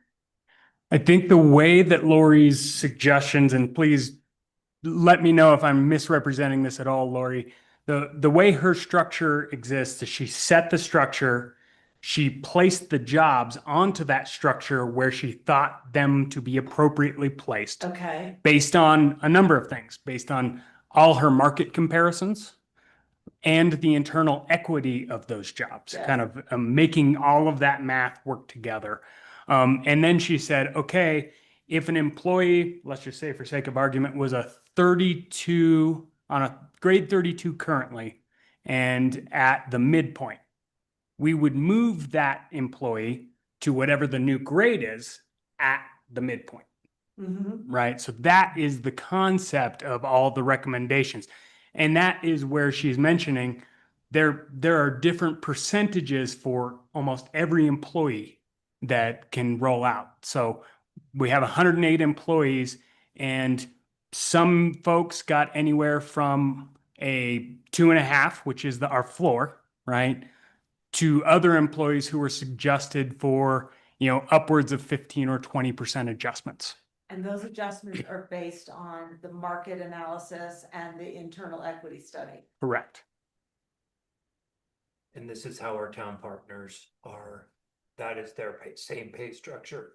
So when we've been trying to compare our historic grade and step, which just moves people along on a fairly linear track, it's been difficult to equate those with our town partners, and that's who our employees are often comparing us most to. Okay, so they use that same grid. Yeah. With the same numbers on it. No, it's not exactly the necessarily same. the same numbers. I would ask Lori. It's the same philosophy. So in other words, we built their pay structures in a very similar style and design. So they would look like this. We didn't take their numbers and say, oh, we want yours to look just like theirs. We create the numbers based on, once we do the market analysis, we essentially begin with the lowest grade, having a midpoint around the lowest market value job you have. We work our way up 10% at a time until we get a grade that's high enough for the highest paid position. So the design is similar. The ranges are probably somewhat similar, but they are not identical. Right. And it's important to remember that the grades are tied to the positions. The range is where the employees fall. Yeah. Thanks. And so did you have any other questions? Was that clear, Commissioner Brown? I think so. Okay. Well, we'll keep moving through. I'm sure we'll get a few more. So, as mentioned, so you all know Mike really well. So I came to him and I said, Mike, it's $800,000. And he said, ooh. And our insurance is going up over 300,000. And our insurance is going up. And the bill only caps us at a number substantially lower than both of those. What is that number again? Well, 700? we're gonna get to that Okay. a little bit later. Okay. Ultimately, that increase would be about a 6.6% increase in our personnel costs, right? Which, if we just use really rudimentary ideas, if our revenue is only allowed to go up 5.25%, we've got a gap, right? And we know that. We know we have other financial constraints that are involved. So So we started to kind of play with the numbers to try and figure out, what might work, what might fit, what would we recommend as we move ahead. So you can see here, we ran scenarios at that 2.5% floor and 10% max, 2.5% and 8% max, and a 2.5% and 7% max. And at that point, we started to kind of look at this, and we felt like we were really watering down a lot of the recommendations that Lori had put together, and we kind of assessed what's our real focus here. And we wanted to, as she said, make sure that our lowest paid employees, our lower paid employees, get more of the advantage or get to grow their paychecks a little bit more than those highest levels. And so we ran this scenario 5, which we kept that 2.5% floor, but then we made a tiered structure in order to kind of allow different maxes if you're making more money. It lowers your opportunity. And I'll just go to this one because it kind of spells that out. So you can see here, everyone would get a 2.5% increase, but current pay rates below $40 an hour would have a max increase of 10%. And then that slides down to any employee making $60 an hour or more today would only be able to receive a 5% max increase. And you can think of it this way. We have employees in each one of these groups who do get the full recommendation that Lori is suggesting. But then we're going to have a few who kind of get cut off at the top because we just don't have enough budget to make it for everybody.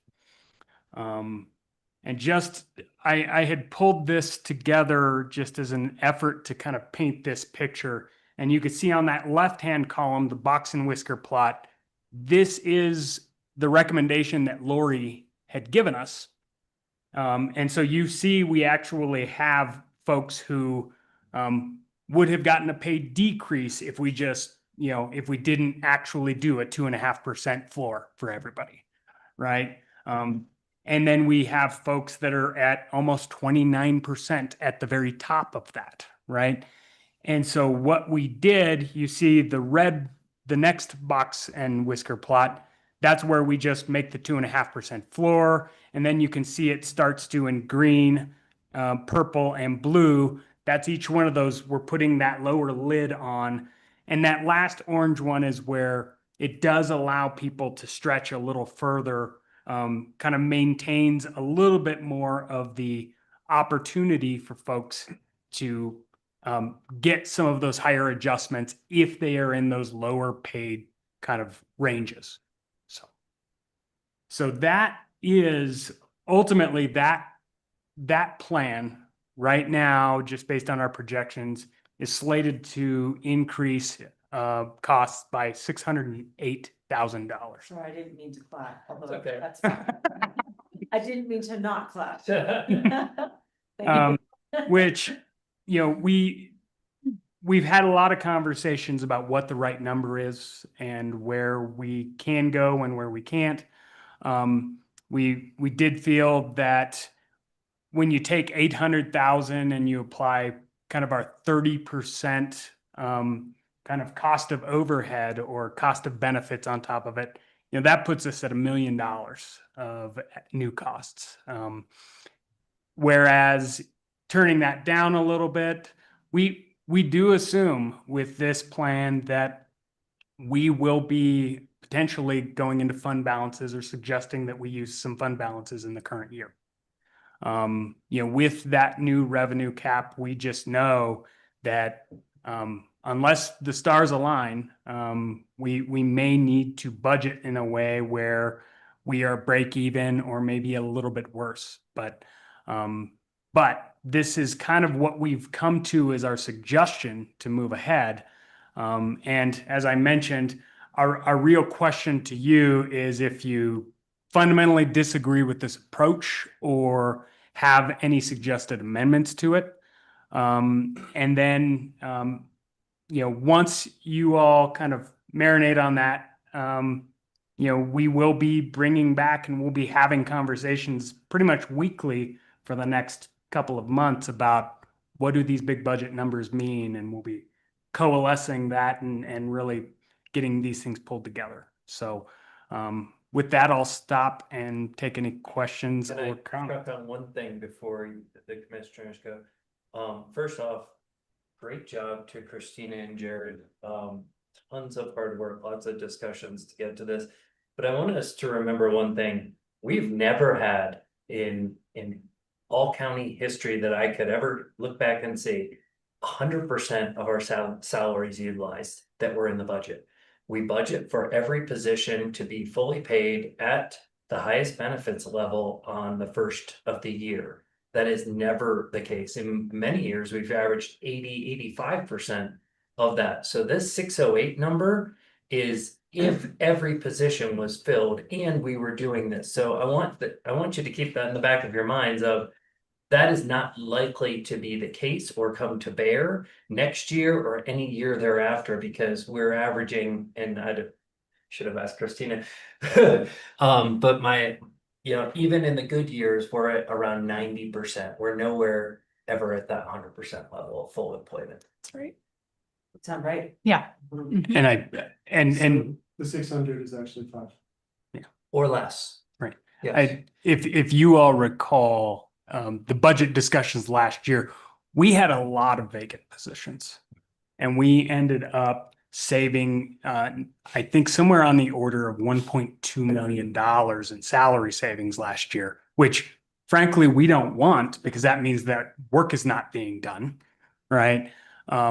And as of now, I think, if I'm recalling correctly, the last time we updated that from Ramona and Paige for the mid-year, we were at about $250,000 for the current year, which is good and bad, right? It's not as big a number, which we might want, but that does mean we're actually hiring people, and we're doing really well at hiring right now. And so Right now I'm gonna clap. Yeah. Yeah, I hear you. I think it's also notable that when we're very understaffed, that doesn't necessarily mean the work isn't getting done. It means that employees are carrying the weight of unemployed positions. And what you've presented here, especially with the majority of current staff, 76 employees, would have that room for pay increase. For more of a pay increase. More of a pay increase, I think is equitable with the ongoing, I wouldn't call it short staff, but just not fully staffed scenario that has played out historically. Yeah, I think I really like I feel like equitable is another good word, the way you've suggested these tiers, that the lower wage employees would see more of that upside. Of course, we'd love for everybody to get the maximum that Lori recommends, but we are not in that kind of a year. And I really appreciate that you're all watching out for the people on the lower end of the wage and salary scale. And just moving forward, let's say times really change in a short amount of time and we're in the budget process next year. Is there a realm where we could reconsider scenario 1? Or are we kind of locked in here? Christina and I talked about this a little bit last week and in preparation for this. And I think we've got 2 moving parts with this. One is if for some reason the federal government changes their tune and we start getting money and that we don't expect, and the economy turns around really quickly because they're reducing interest rates, right? We would consider that next year, and we will have this data to say if we have an employee who was due 12% and they only were afforded an 8% adjustment, that we can reconsider that next year of could we catch that 4% up? That'll be one thing. But I think the other piece is, and I think we're working on that with Lori potentially, is also re-looking at things, right? And we may have a new number at that point Yeah. that makes that, you know, that differential moot. And so it's really going to be a little bit more of a, what is the new market telling us? Even though, you know, we will have those numbers, and if the stars align, you know, I would like to make the commitment that we try and make everybody whole to scenario one. But there's going to be some moving parts to it. So People gonna be notified if that they were, you know, that their suggested wage was even higher than what they're being offered, because I wouldn't want to set that expectation, yeah.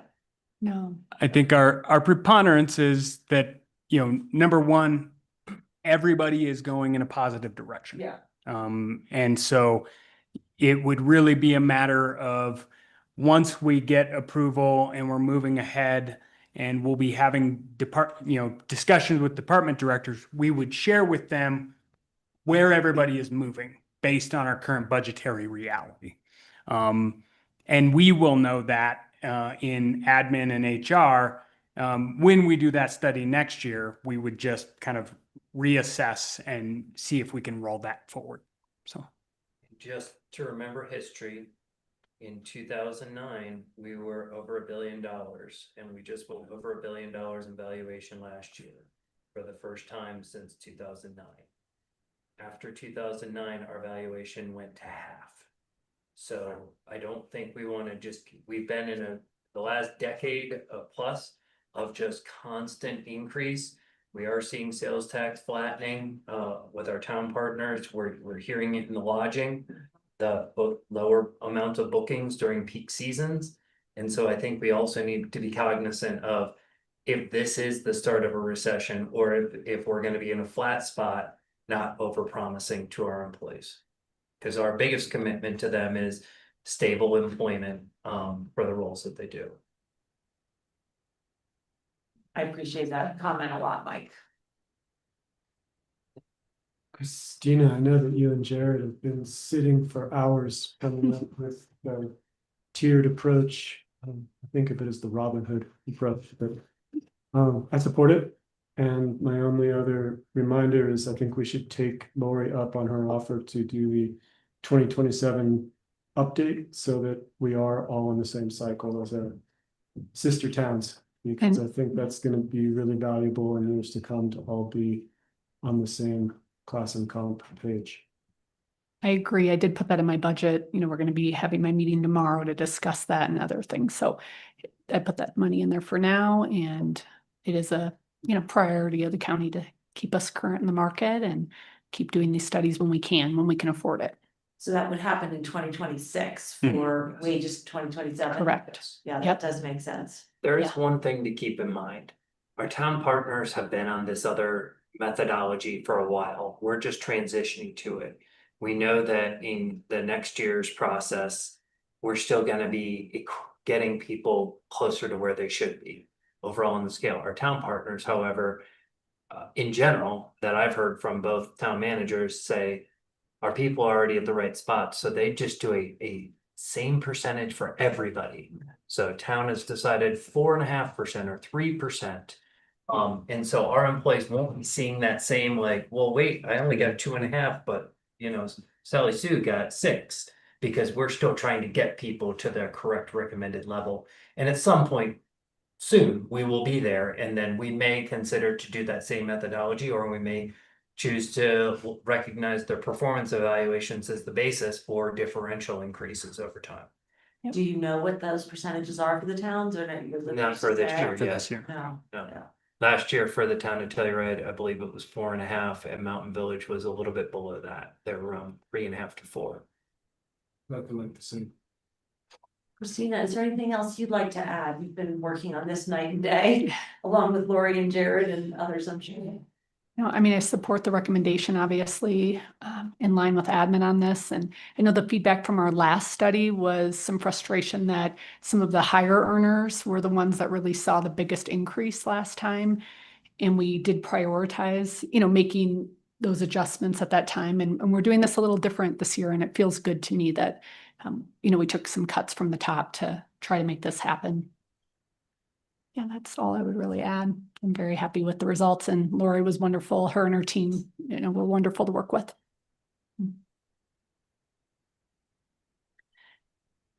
Yeah, kind of being, this is the first, this type of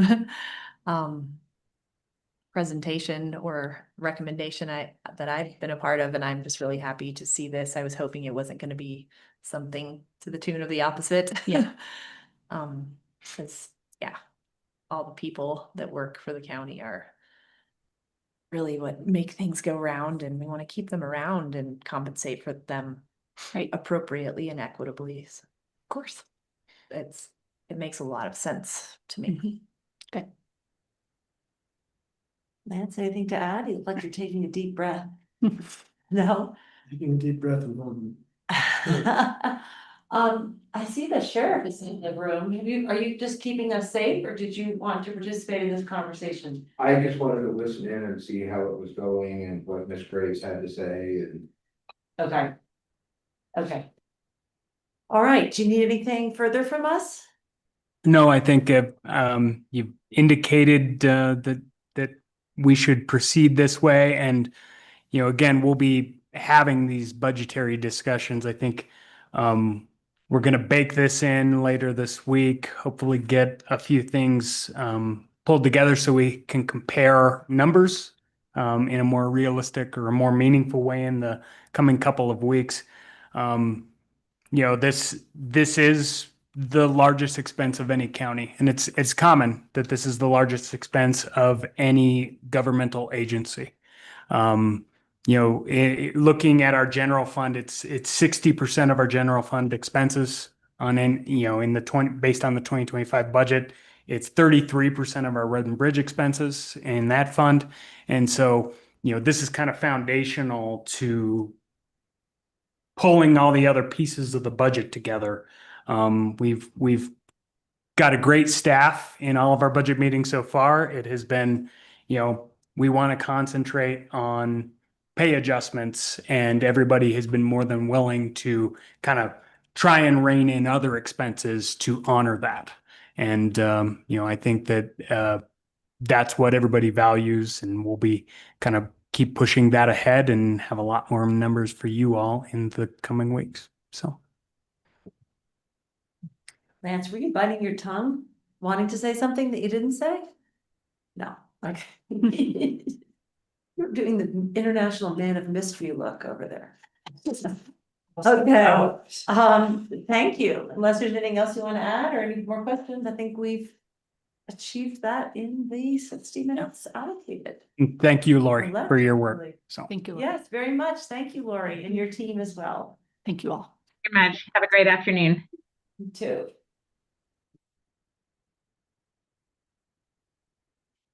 Well done, you guys. I know that looked easier than it was. It's an elegant solution or suggestion. Thanks. thank you, Dan. Thanks for coming in. Oh, thanks for having us. And I don't know if it's pertinent, the comment that Christina shared at the end about some of the higher wage earners. A part of that was because we phased in the approaches. We ended up phasing in the highest income earners raises in the third year instead of in year 1 and 2. So that's why it looked like they were getting a big increase, because those other wages had been adjusted the first year and the second year. And then we finally were like, okay, it's time to do people like the under sheriff and the chief admin at the sheriff's office and things like that. Oh, so there was, I okay. think it was more of a misperception Mm. issue of the timing of when things were implemented, Mm. and maybe a lesson to all of us not to implement. Like, we're just gonna do the bottom folks first, and then we'll do the middle folks, and then we'll do the highest folks. Trying to, in this solution is a little bit more elegant and addresses that of like, okay, everybody's getting a little closer adjustment, and then everybody can get a little bit closer adjustment in the next year. Thank you for clarifying that. Sure. Just a few quick updates from me, and then a couple questions for you. This past week, we had the lodging tax meeting. We heard, in particular, some good information from Kira Skinner at the Telluride Tourism Board about slightly lesser amounts of bookings through the spring and summer this year.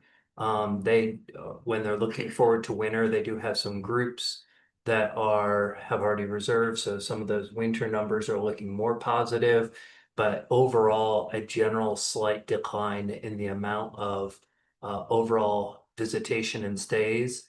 Room rates also for this summer were a little bit down from the previous summer, and that makes sense with less demand. They're lowering rates to try and keep occupancy at a similar level.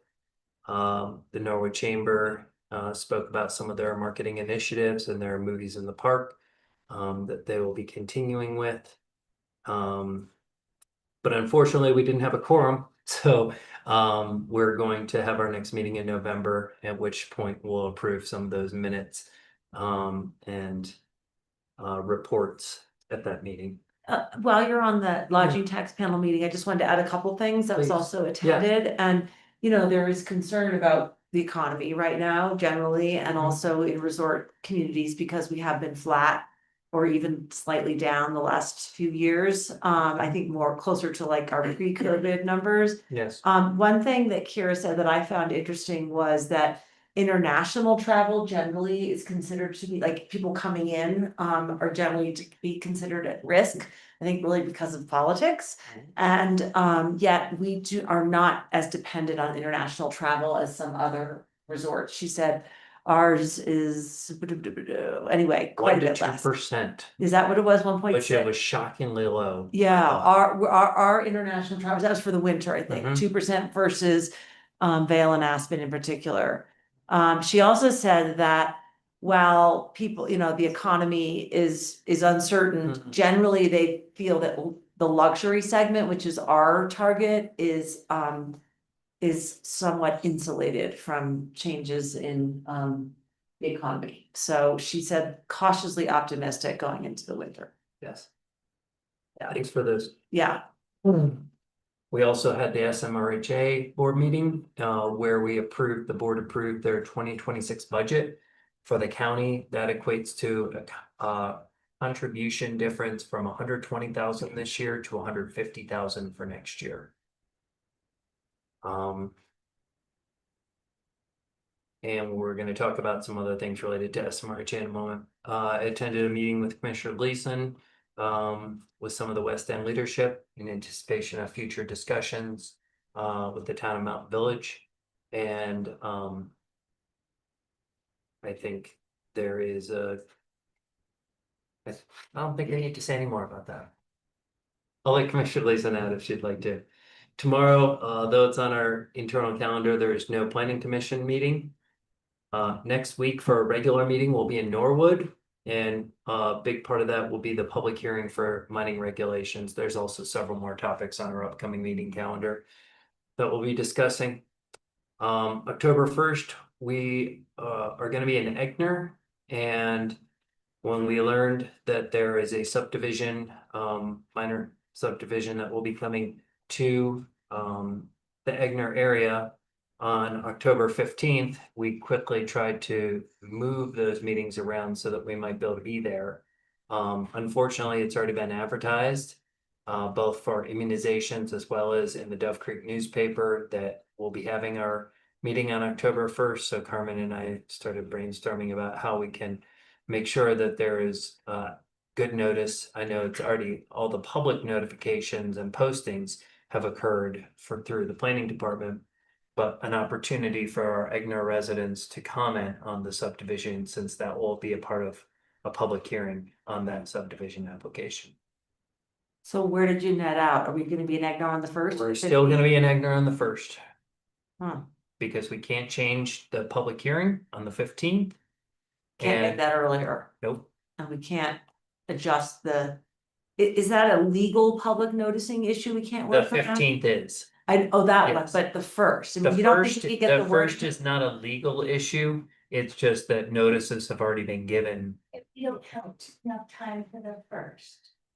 No, I understand about we can't move the hearing on the 15th. Lance and Right. Galena, this is a little bit of a thing that would like to hear from you on, because there's a subdivision hearing that's scheduled for the 15th and regarding an Egnar subdivision, and yet we're planning to go to Egnar on the 1st. Right. And the consideration is that we've already publicized that only in the Pinto Bean or in other places as well. I mean, could we not, I know we can't get out back into the Pinto Bean, but you think it's just too disruptive or unlikely that we could actually get the word out that we're not gonna be there on the 1st, we're gonna be there on the 15th? So we have people that have signed up for shots on the 1st. We've put out notifications to the public and posted it. It's in the Pinto Bean. If we are gonna do the 15th, then planning will need to resubmit and create all their noticing again for Egner, because we have it showing in Telluride. My thought was, can we work with possibly someone from the fire department if they wanted to do a Zoom there? Yeah. That's a great idea, Carmen. Yeah. It's just, there's so much hinging on it. Yeah. I don't think we're gonna be getting anyone different than we usually get, whether it's on the 1st or the 15th, but it's a lot of work. Because it is a date time specific, I wonder too if we had staff from our IT department go out so that we're not relying on the fire department volunteers and actually set up a computer with the Zoom for folks to show up on the 15th. That's another possibility. That's also very considerate. I like that. Sean, there you are. What do you say? Field trip. I moved everything. Well, I missed the first time.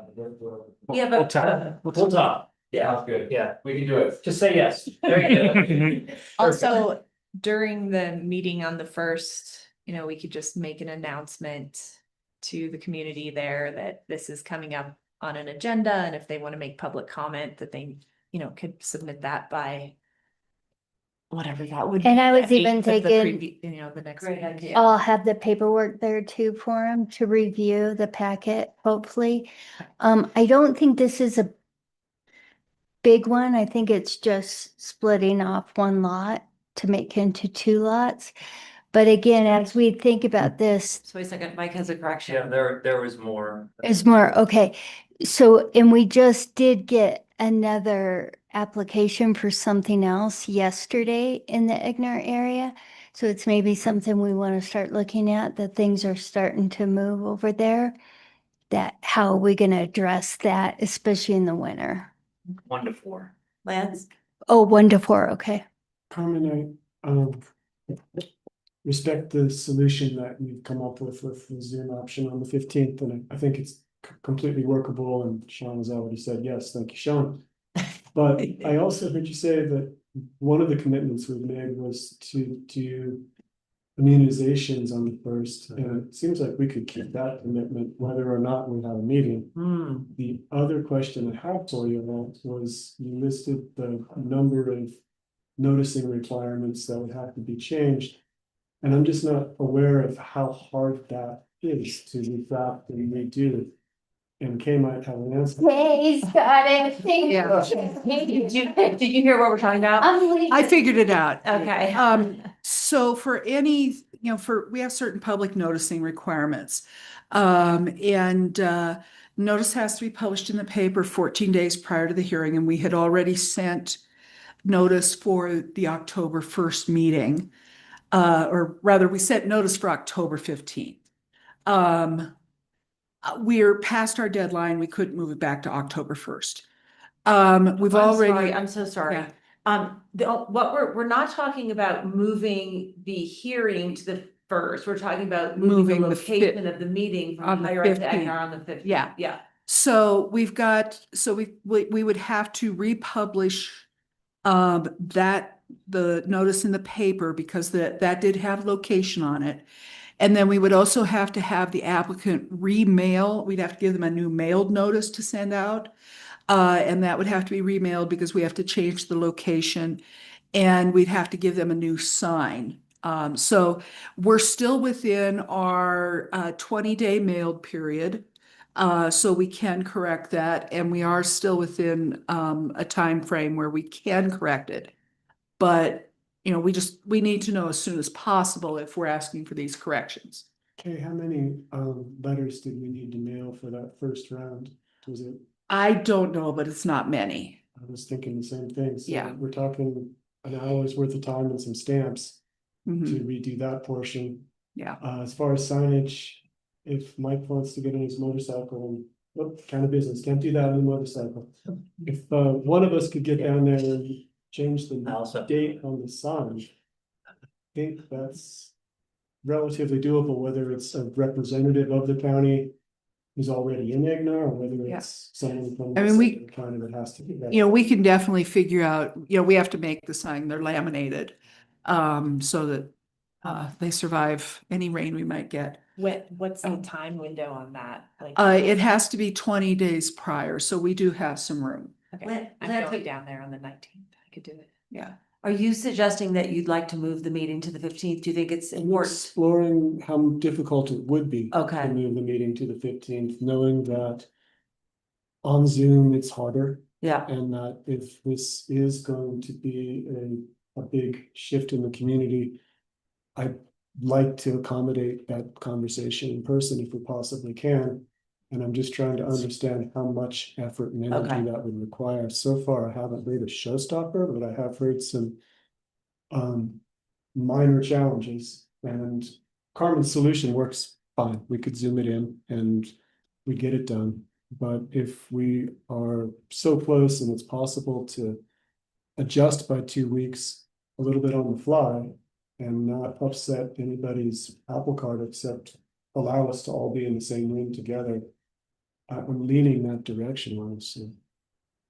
That was my preference yesterday, but then when I heard staff say that it was gonna be difficult, I kind of was deferring to them, but thank you for digging in and understanding what it Yeah. really entails. Okay, in your professional estimation, is this 1 to 4 density subdivision request a large enough change that you think it would be advantageous to go through the extra work and move our commission meeting to the 15th, or do you think that the Zoom is gonna be good enough? There's no right answer.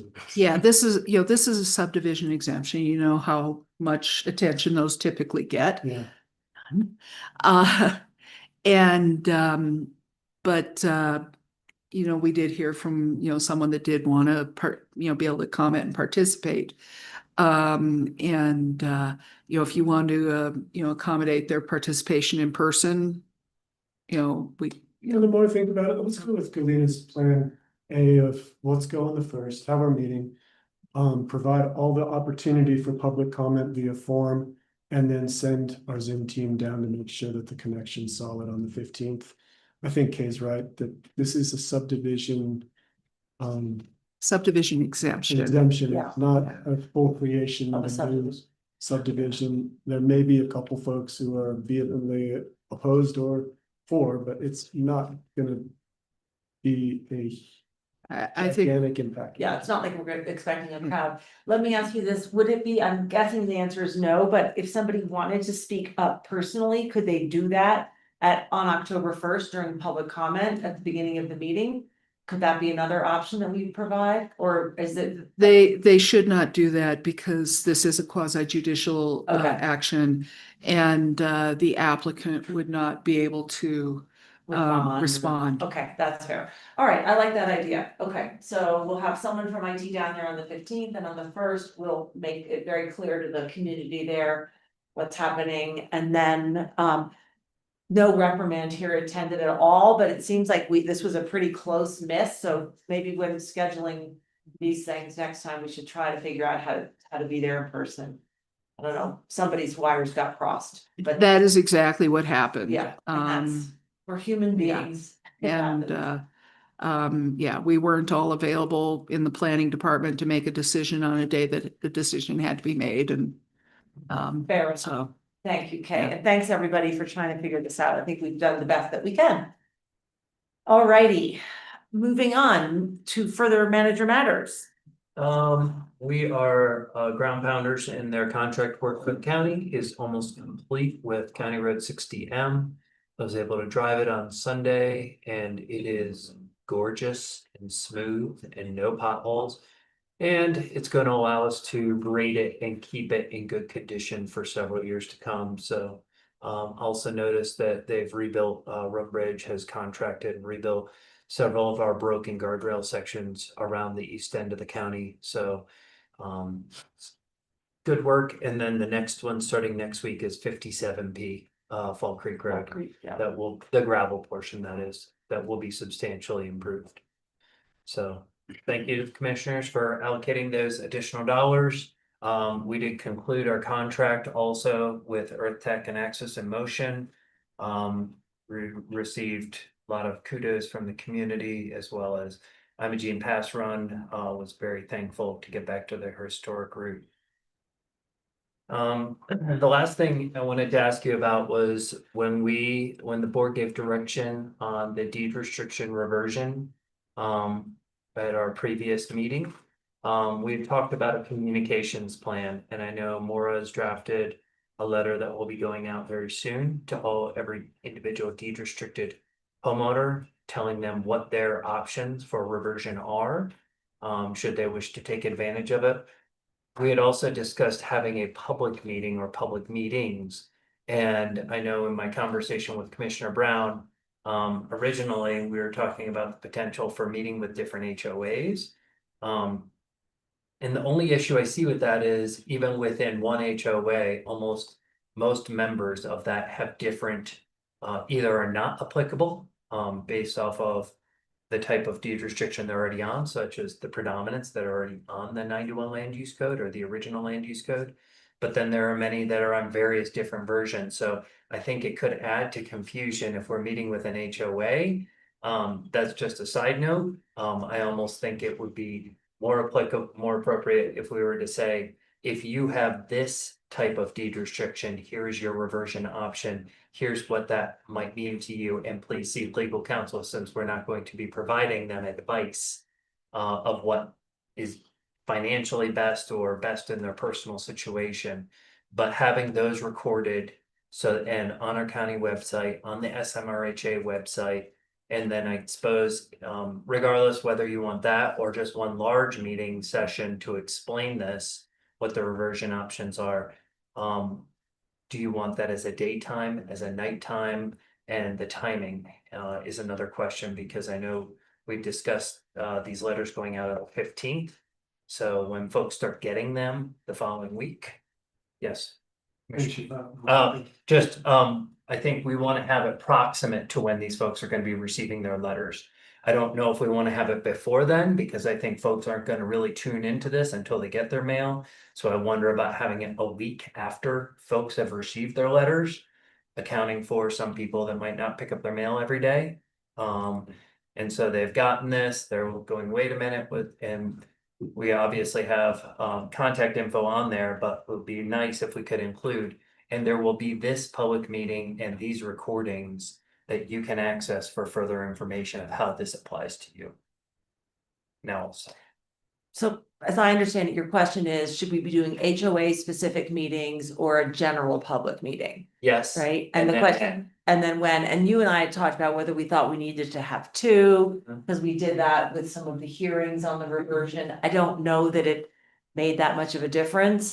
So yeah, Mike and I had chatted about this and love to get your input on the other commissioners.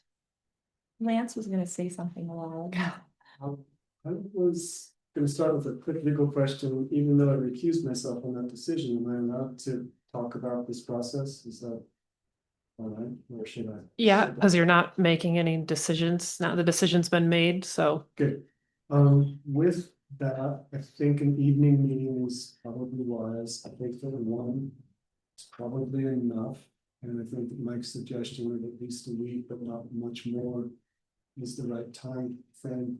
Mike, in this letter, it will be customized to each owner. So Yes. they'll have a copy of their full deed restriction hard copy in hand, or they will have a line that references their deed restriction.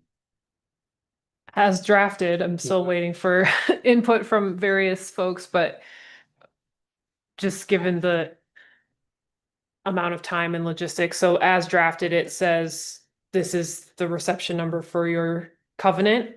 And this is the date it was recorded, so they can easily find it. And we could even include in there, like, here's how you search property records in the county, go to this website. I wasn't planning to say, and it's this version, it's this year's version of the covenant, or for the people on the land use code, you're on this date version of the land use code, because that basically requires us to do like an entire title search for every single property, which Nancy's already done most of that, but I don't think we want to be putting in writing with any certainty, like this is the version you're on.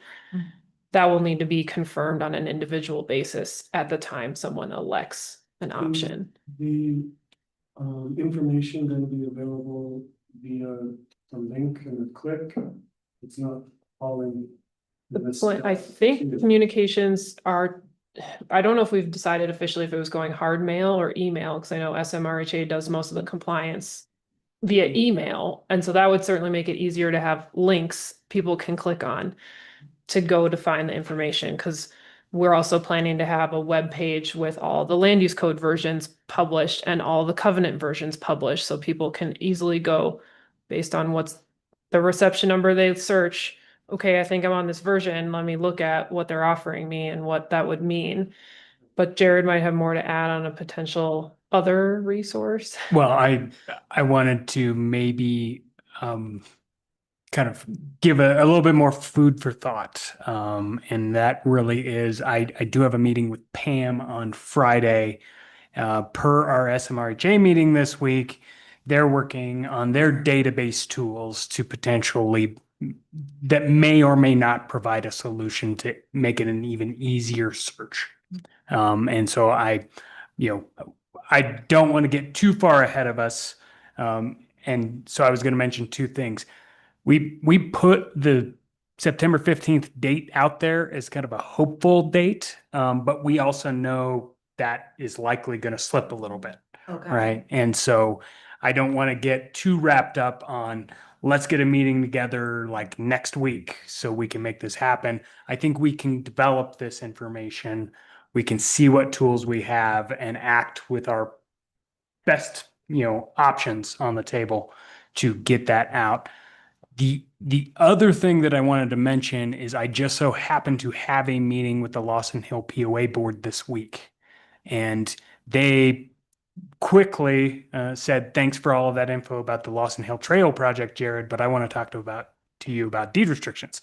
And so I do want to make sure that we give a little bit of communication to our HOA partners. They were very willing and they want to help inform folks, and everybody in that room had a different opinion as to it was great, it wasn't great, it was all these things. And I said, whatever it is, this is where we're going and we will be working with you. So I've made that overture to them. And so I do think that having one community session will be valuable. And we may just want to make sure that those HOAs attend and understand, because I know that those folks end up being ambassadors of deed restrictions for a lot of their communities as well. So Thanks. Can I add a little more about the SMRHA comment? Yeah. When Pam was giving her executive director's report and we were going through the budget, we learned that she does intend to do a database upgrade, and that hopefully, and it seemed quite certain, it's just a matter of implementing it, it would allow each deed restricted owner to be able to look up their actual deed restriction on the SMRHA website with one click. And when I learned that, Jared and I got in kind of a long side conversation during the meeting, but my point was, instead of rushing for the September 15th, knowing that we want to give 90 days, and that 90 days from September 15th is December 15th, we're already going to want to push our mailing out to at least September 30th, if not later, so that we're coming in mid-January. And that gives us enough time for Pam to meet with the tech crew to get this portion of the new database up and publicly facing and running and tested, so that she's confident that it will be as easy as we all want it to be. And what Jared started was he was gonna make a video of how to find your deed restriction on the county website. And it felt to me like that was not a direction that we wanted to send our citizens. This was gonna be complicated enough without having to watch a video on how to get the information. So it felt to both of us at the end of our chat that we could put the brakes on our self-imposed September 15th concept, move that as far as a month pretty comfortably to fit in with our 90 days, and having compliance start after this has been situated. And everybody knows where they are now sitting on the deed restricted bus. And it would give Pam enough time to work with her tech crew to make technological changes to, when we do send the letter, say, here's where you can get it with one click. It's all ready for you. It's very sensible, and that seems like pretty serendipitous timing for that technology to come into play here. Part of the reason that our annual contribution went up to SMRHA, but I think it's a useful one, and hearing Pam describe the current system as rickety and not user friendly, gave me comfort that we were putting money in a good place. What about finding the reversion option, if you will? That's gonna be probably even trickier? No, No, because we have complete versions of the 2010 and 2016 covenants. So those are easy enough to link. but is that the only reversion? The land use code will be the trickiest Mhm. piece, but Nancy and I have, I think, almost completed typing up all of the versions of the land use code. We just need to finish a sort of 1 page or whatever, 2 or 3 page summary of what each change was for each resolution, so people can see it in one place, but then, I mean, it still will take some legwork. What was the plat date?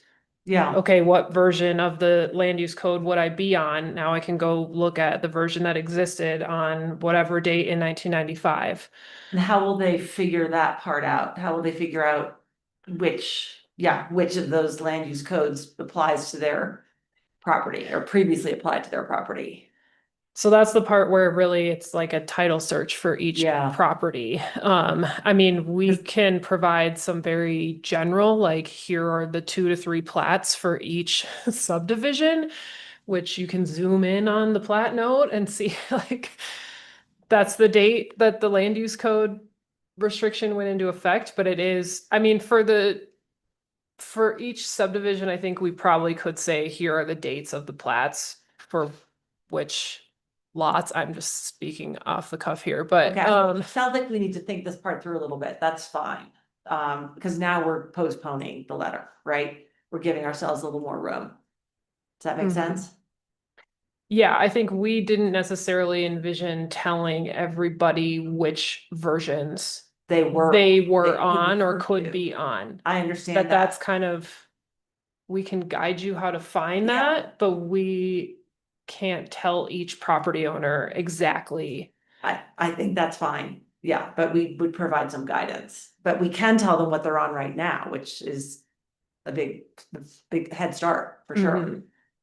Okay, so do we want to try to set a time for when that letter does go out, or do we want to just see how things go?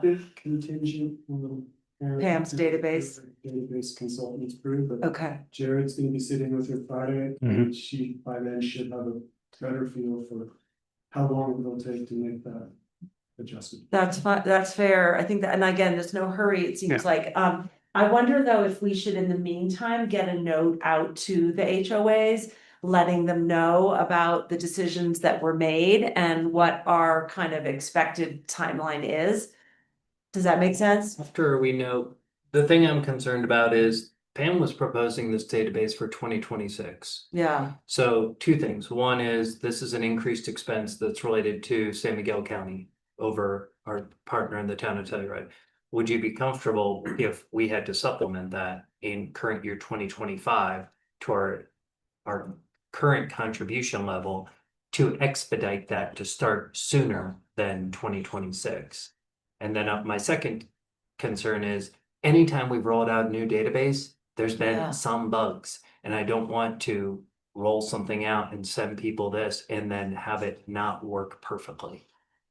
I mean, knowing how clunky the current process is, I hear you, but I don't know if even the worst case scenario of a bug would be necessarily worse than how the current process for finding, I don't know, it's a valid concern, but I think it's gonna be a lot easier to find someone's current deed restriction than it is to find the one on the previous property, which Well, yeah. is what they're gonna have to do. For those 17 land use code folks. Yeah, oh, it's only 17. Correct. Right. 17 of the. Right, right, So okay, that's good. That's not a huge No, it's not. portion.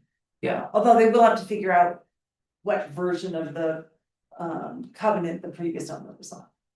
Right? That part Nancy already has. Has? Yeah. Okay, Lance, what were you gonna say? I was gonna double check my recollection with Mike. I think that the total amount in the 2026 budget for database improvements was $6,000 for SMRHA. So I don't foresee any percentage of that being a huge deal breaker if we had to expedite. I also know that as part of that upgrade, I heard Pam say that it would also allow the town of Telluride to assist in their asset calculations. And so I think that there's mutual benefit to both parties. And while it's possible that the consultants might ask for more upfront or sooner, it's already in the budget for 2026. And it seems like we'd be able to cover that immediate without having to go into taking money from our general fund to cover. And I agree with you. I was just trying to make sure that there wasn't a scenario where they say, hey, we're already booked. And if you want us to put you in front of our current clients, it's gonna be X amount more.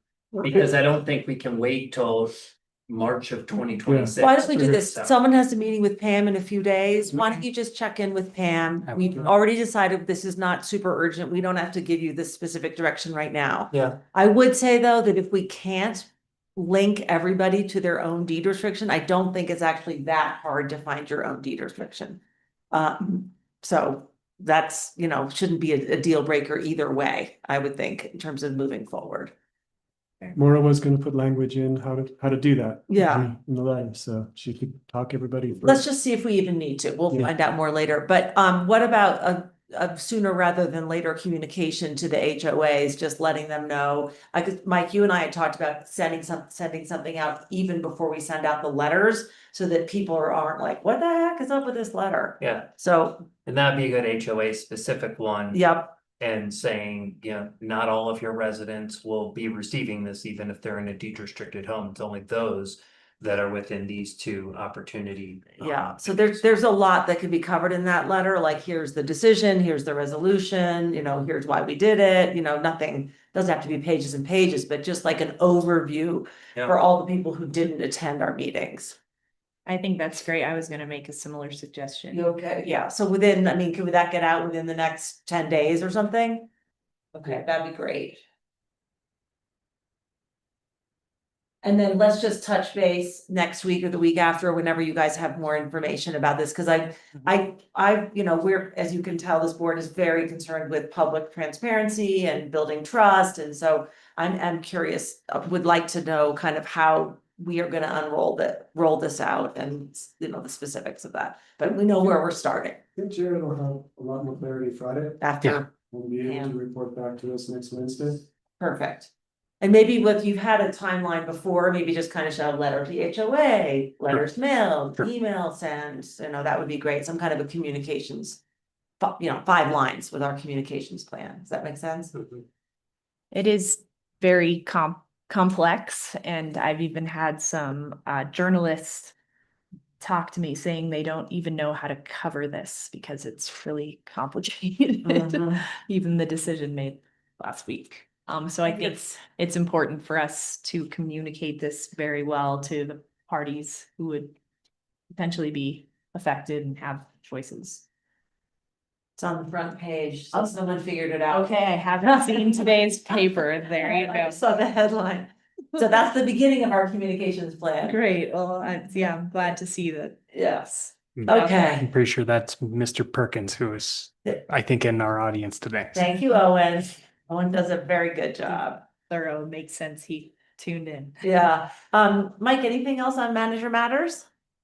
No, that's it. Thank you. All right. And Jared, anything to add? I think that I already mentioned that I had that meeting with Lawson Hill POA earlier this week, and that was really productive. They were really thoughtful. We are moving ahead with posting the bid for, or posting the solicitation for bids for the Lawson Hill Trail project, and we'll kind of see how we move after that. I did, and I know Commissioner Gleason was there, have sit into the ECAP meeting. I think that was ECAP, not Strong Start particular. ECAP. Yeah. On yesterday at noon as well, we were talking about the ballot language that was approved last week to move ahead with our ballot questions.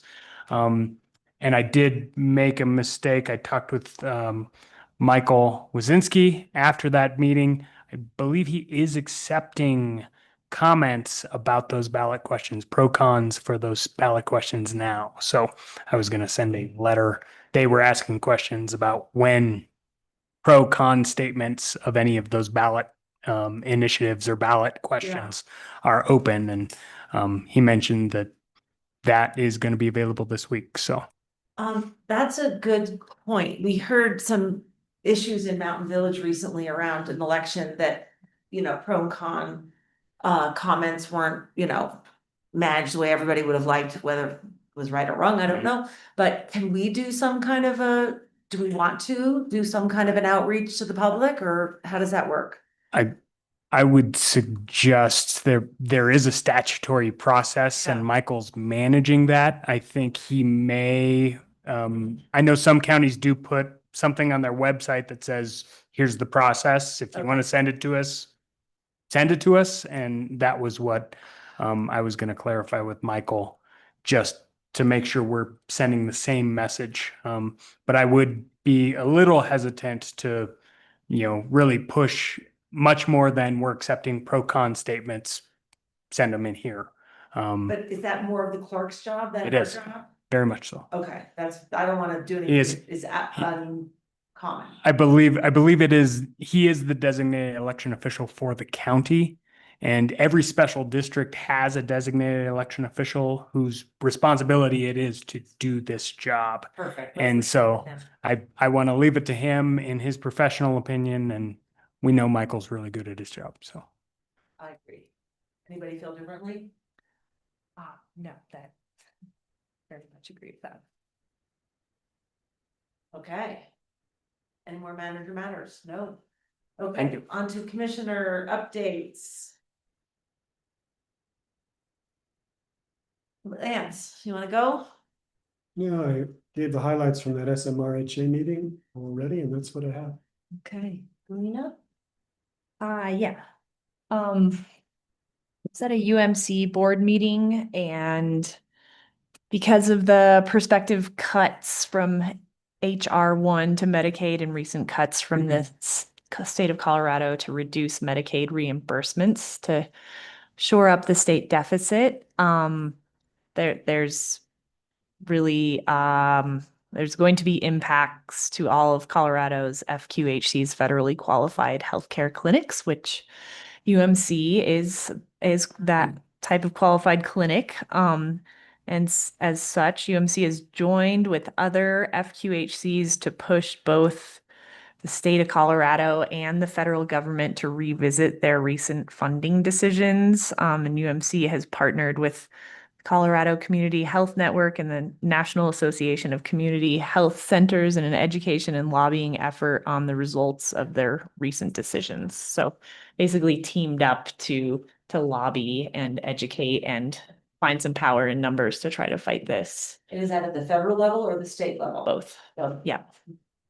And Lena, they know that we stand, ready to help if we can. Oh, absolutely. Yeah. Yes. And I've been making that point at all at UMC board meetings, and just the county is following this closely and very cognizant of these prospective cuts and how this could really affect our local clinics, especially UMC being FQHC. So there's meetings that are scheduled with Carina Health Network to obtain their assistance in negotiating reimbursement for these services with commercial insurance payers. And it's just going to be an ongoing process, but it was a pretty big step, I think, to collaboratively take the move to lobby on behalf of FQHCs in the state of Colorado. That was, yeah. And then that was kind of leading into the meeting with Senator Hickenlooper, which took place on August 27th. But I didn't report on that board meeting last week and thought that was a pretty notable thing to update you all on. Yeah.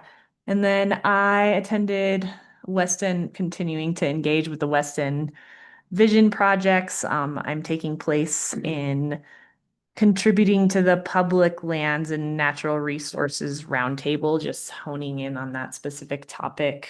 And there's a draft goal within the public lands topic of and this is based on all of the cumulative feedback from the community over months and months of this process. So the goal is locally led, that the community wants to see a locally led balance between long-term stewardship of the land and productive use and access. And that really sparked a discussion about how updating master plans, land use code, and regulations is imperative to reflect the current vision and goals of the collective community. And there's just a lot of good, robust conversation and what I feel is really productive conversation right now about how this vision within the community is coming to this place of reflecting on current policy in place and how shifting policy, working on land use code, updating regulations will help shape the future people want to see.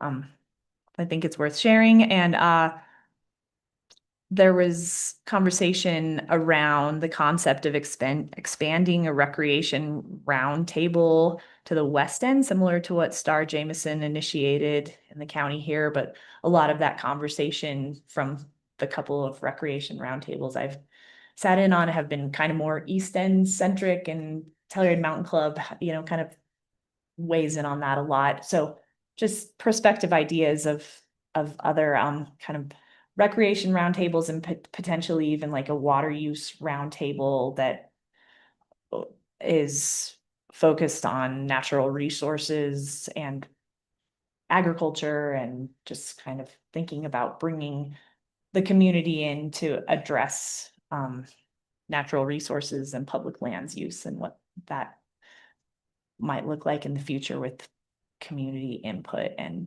steering the decisions and policy moving forward. For the recreation piece of that, were you suggesting that the Telluride centric group might be expanded, or there'd be a similar group developed on the West End? I think a similar group developed on the West End, and the recreation roundtable, I mean, it's not meant to be Telluride centric. There's just more going on the East End, and a lot of trails and what Telluride Mountain Club is implementing, and it makes sense that a lot of that conversation is more focused on the East End of San Miguel County. But in this vein, talking about more like West End, and that extends beyond the county line into Montrose County. So thinking about maybe a West End recreation roundtable where the BLM, the Forest Service, all these stakeholders participate as well, but just kind of like separate conversations specific to the West End. Yeah. Paul Koski's founded the West End Trails Alliance. Yes. And those meetings do happen occasionally. Perhaps that would be an existing framework that. Absolutely. Paul Koski is on this working group, this public lands working group. So he was part of this conversation. Perfect. And yeah, it's extending beyond trails, but just overall land use on public lands in the vein of recreation. So yeah. But once again, once this whole process wraps up, the team from Community Builders will approach us and want to give a overall presentation on the West End Vision Project, which is probably going to be wrapped up around January. And yes, Jared mentioned the ECAP meeting. And I think he covered the ballot measure conversation. And another thing of note from the ECAP meeting was that Linnea has been working with the Bright Futures staff to submit letters to families that are on CCAP to see if there's basically overlap in funding from those families that are getting CCAP funding that might also be getting UPK funding, and identifying if there is some funding overlap, and if that is the case, then there will be some money coming back from that funding overlap. So hopefully we'll see that. I don't think it'll be anything huge, but it will be something. Are these for people who are being graded or what was it called? Graded or stacked? I'm just kidding. So, Yeah, it is. It's a kind of the braided approach, but it's just like a administrative kind of like overlap that families wouldn't even know necessarily, but there could be some cost savings there for CCAP. Some money available. Fantastic. Yeah. Yes. And with those funding shortfalls, every dollar counts right now. And then as Mike mentioned, there was a meeting with West End stakeholders anticipating an upcoming meeting about the Four Seasons development and the temporary workforce impacts potentially. That meeting has been postponed, so we'll see kind of how that evolves. That's all for me today. Can I ask who was the postponer? You can, yes. The postponer was the Merrimack Ventures and the town of Mountain Village. They're having some delays in their financing for solidifying the project in the Mountain Village, and so that's delaying their process, is what their reasoning was for postponing that meeting. Thank you. Mhm. Okay, a couple of things. I went last Wednesday to the continuation of the thermal energy networks training that I think we all did. It was I didn't go to the afternoon or the daytime thing, but Star did and thought it was terrific. I went to the evening and there was a really good turnout from the public. I didn't pick up on too much more than we had heard, or in our own training, but it was great to see all that interest from the public. We had another CCAT interim policy meeting last Thursday. I did not take any notes, so I don't think there's anything to report. Except that, continuing to evolve what the priorities of the organization will be for the next few months, and then of course for the next legislative session. I had an interesting conversation with Shannon Armstrong, our emergency management director. Someone had mentioned to me that there is a regional community organizations active during disaster group that's forming called COAD. And I just wanted to learn a little bit more about that. And this is an initiative that's being originally organized by the Tired Foundation. And COAD basically coordinates service providers, people who would be supporting the community either during or after a disaster, whether it's like sheltering pets or feeding people. So it's just another kind of tool that is being pulled together to assist our community should there be, some kind of a disaster that needs to be addressed. And I thought that was terrific that the foundation was leading that together with Shannon. And then the lodging tax panel we talked about. The only other thing I wanted to mention is on Monday night, the 15th, there is a program at the library called After Snow. And I need to just, pull up my note about it, but a gentleman named Corey Page. Thank you, Corey Page. You got the email and your wife is working on this. A fellow named Corey Page has written his Harvard Graduate School of Design thesis on the topic of what a ski resort might look like or how it might transition after snow, if you will, and he's presenting that at the library on Monday, the 15th at 5:30. He grew up here in Telluride and is coming back to share this. So please let everybody know who might be interested. Plan to attend, and if you aren't able, I'll take notes. Thank you. Okay. And that is all I have. Now, yes, Mike. I just had one very small clarification when Jared mentioned that Michael is the designated election official. I'm actually the designated election official. Michael is the coordinated election official. And if we did not have a coordinated election, I would be in charge of the county's election. However, because we are, Michael supersedes and takes on the majority of those duties, such as making sure that all statutory deadlines. My role was more making sure that he received the certified ballot and the resolution in time. And then if there are specific questions related to the ballot, that's the other role that I take on as that designated election official. Thank you for clarifying that. Sure. But regardless, it's not Right. our job to Correct. do anything more than we've done so far. Right. Okay, great. Thank you. I think we are now ready for item 12A, which we have postponed twice. Conference with the attorney, and we are doing so along the lines in executive session of CRS 24-6-4024B.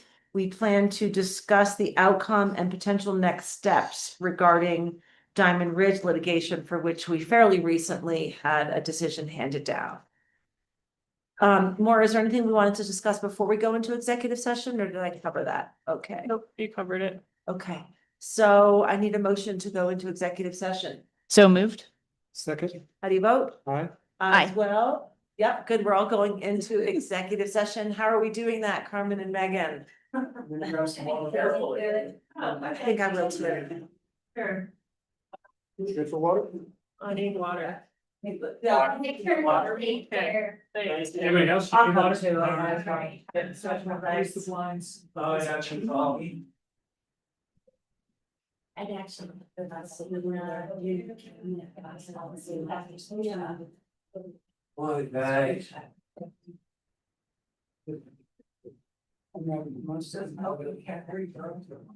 Yeah, no. We're all gonna live longer.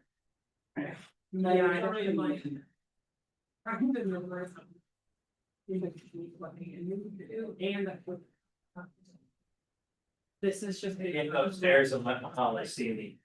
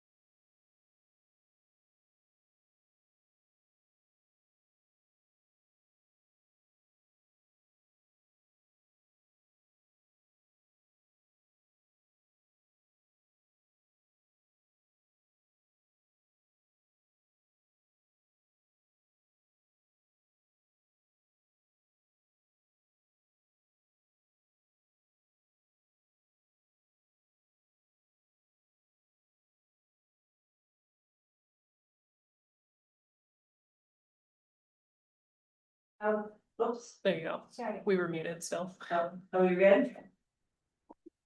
We are now out of executive session. During that executive session, we discussed only items, thank you, Lance. The item on our agenda 12A. I think we're ready for a motion to adjourn. I move to adjourn. Second, How do you vote? Aye. as well. I too. Let's go. Meeting adjourned.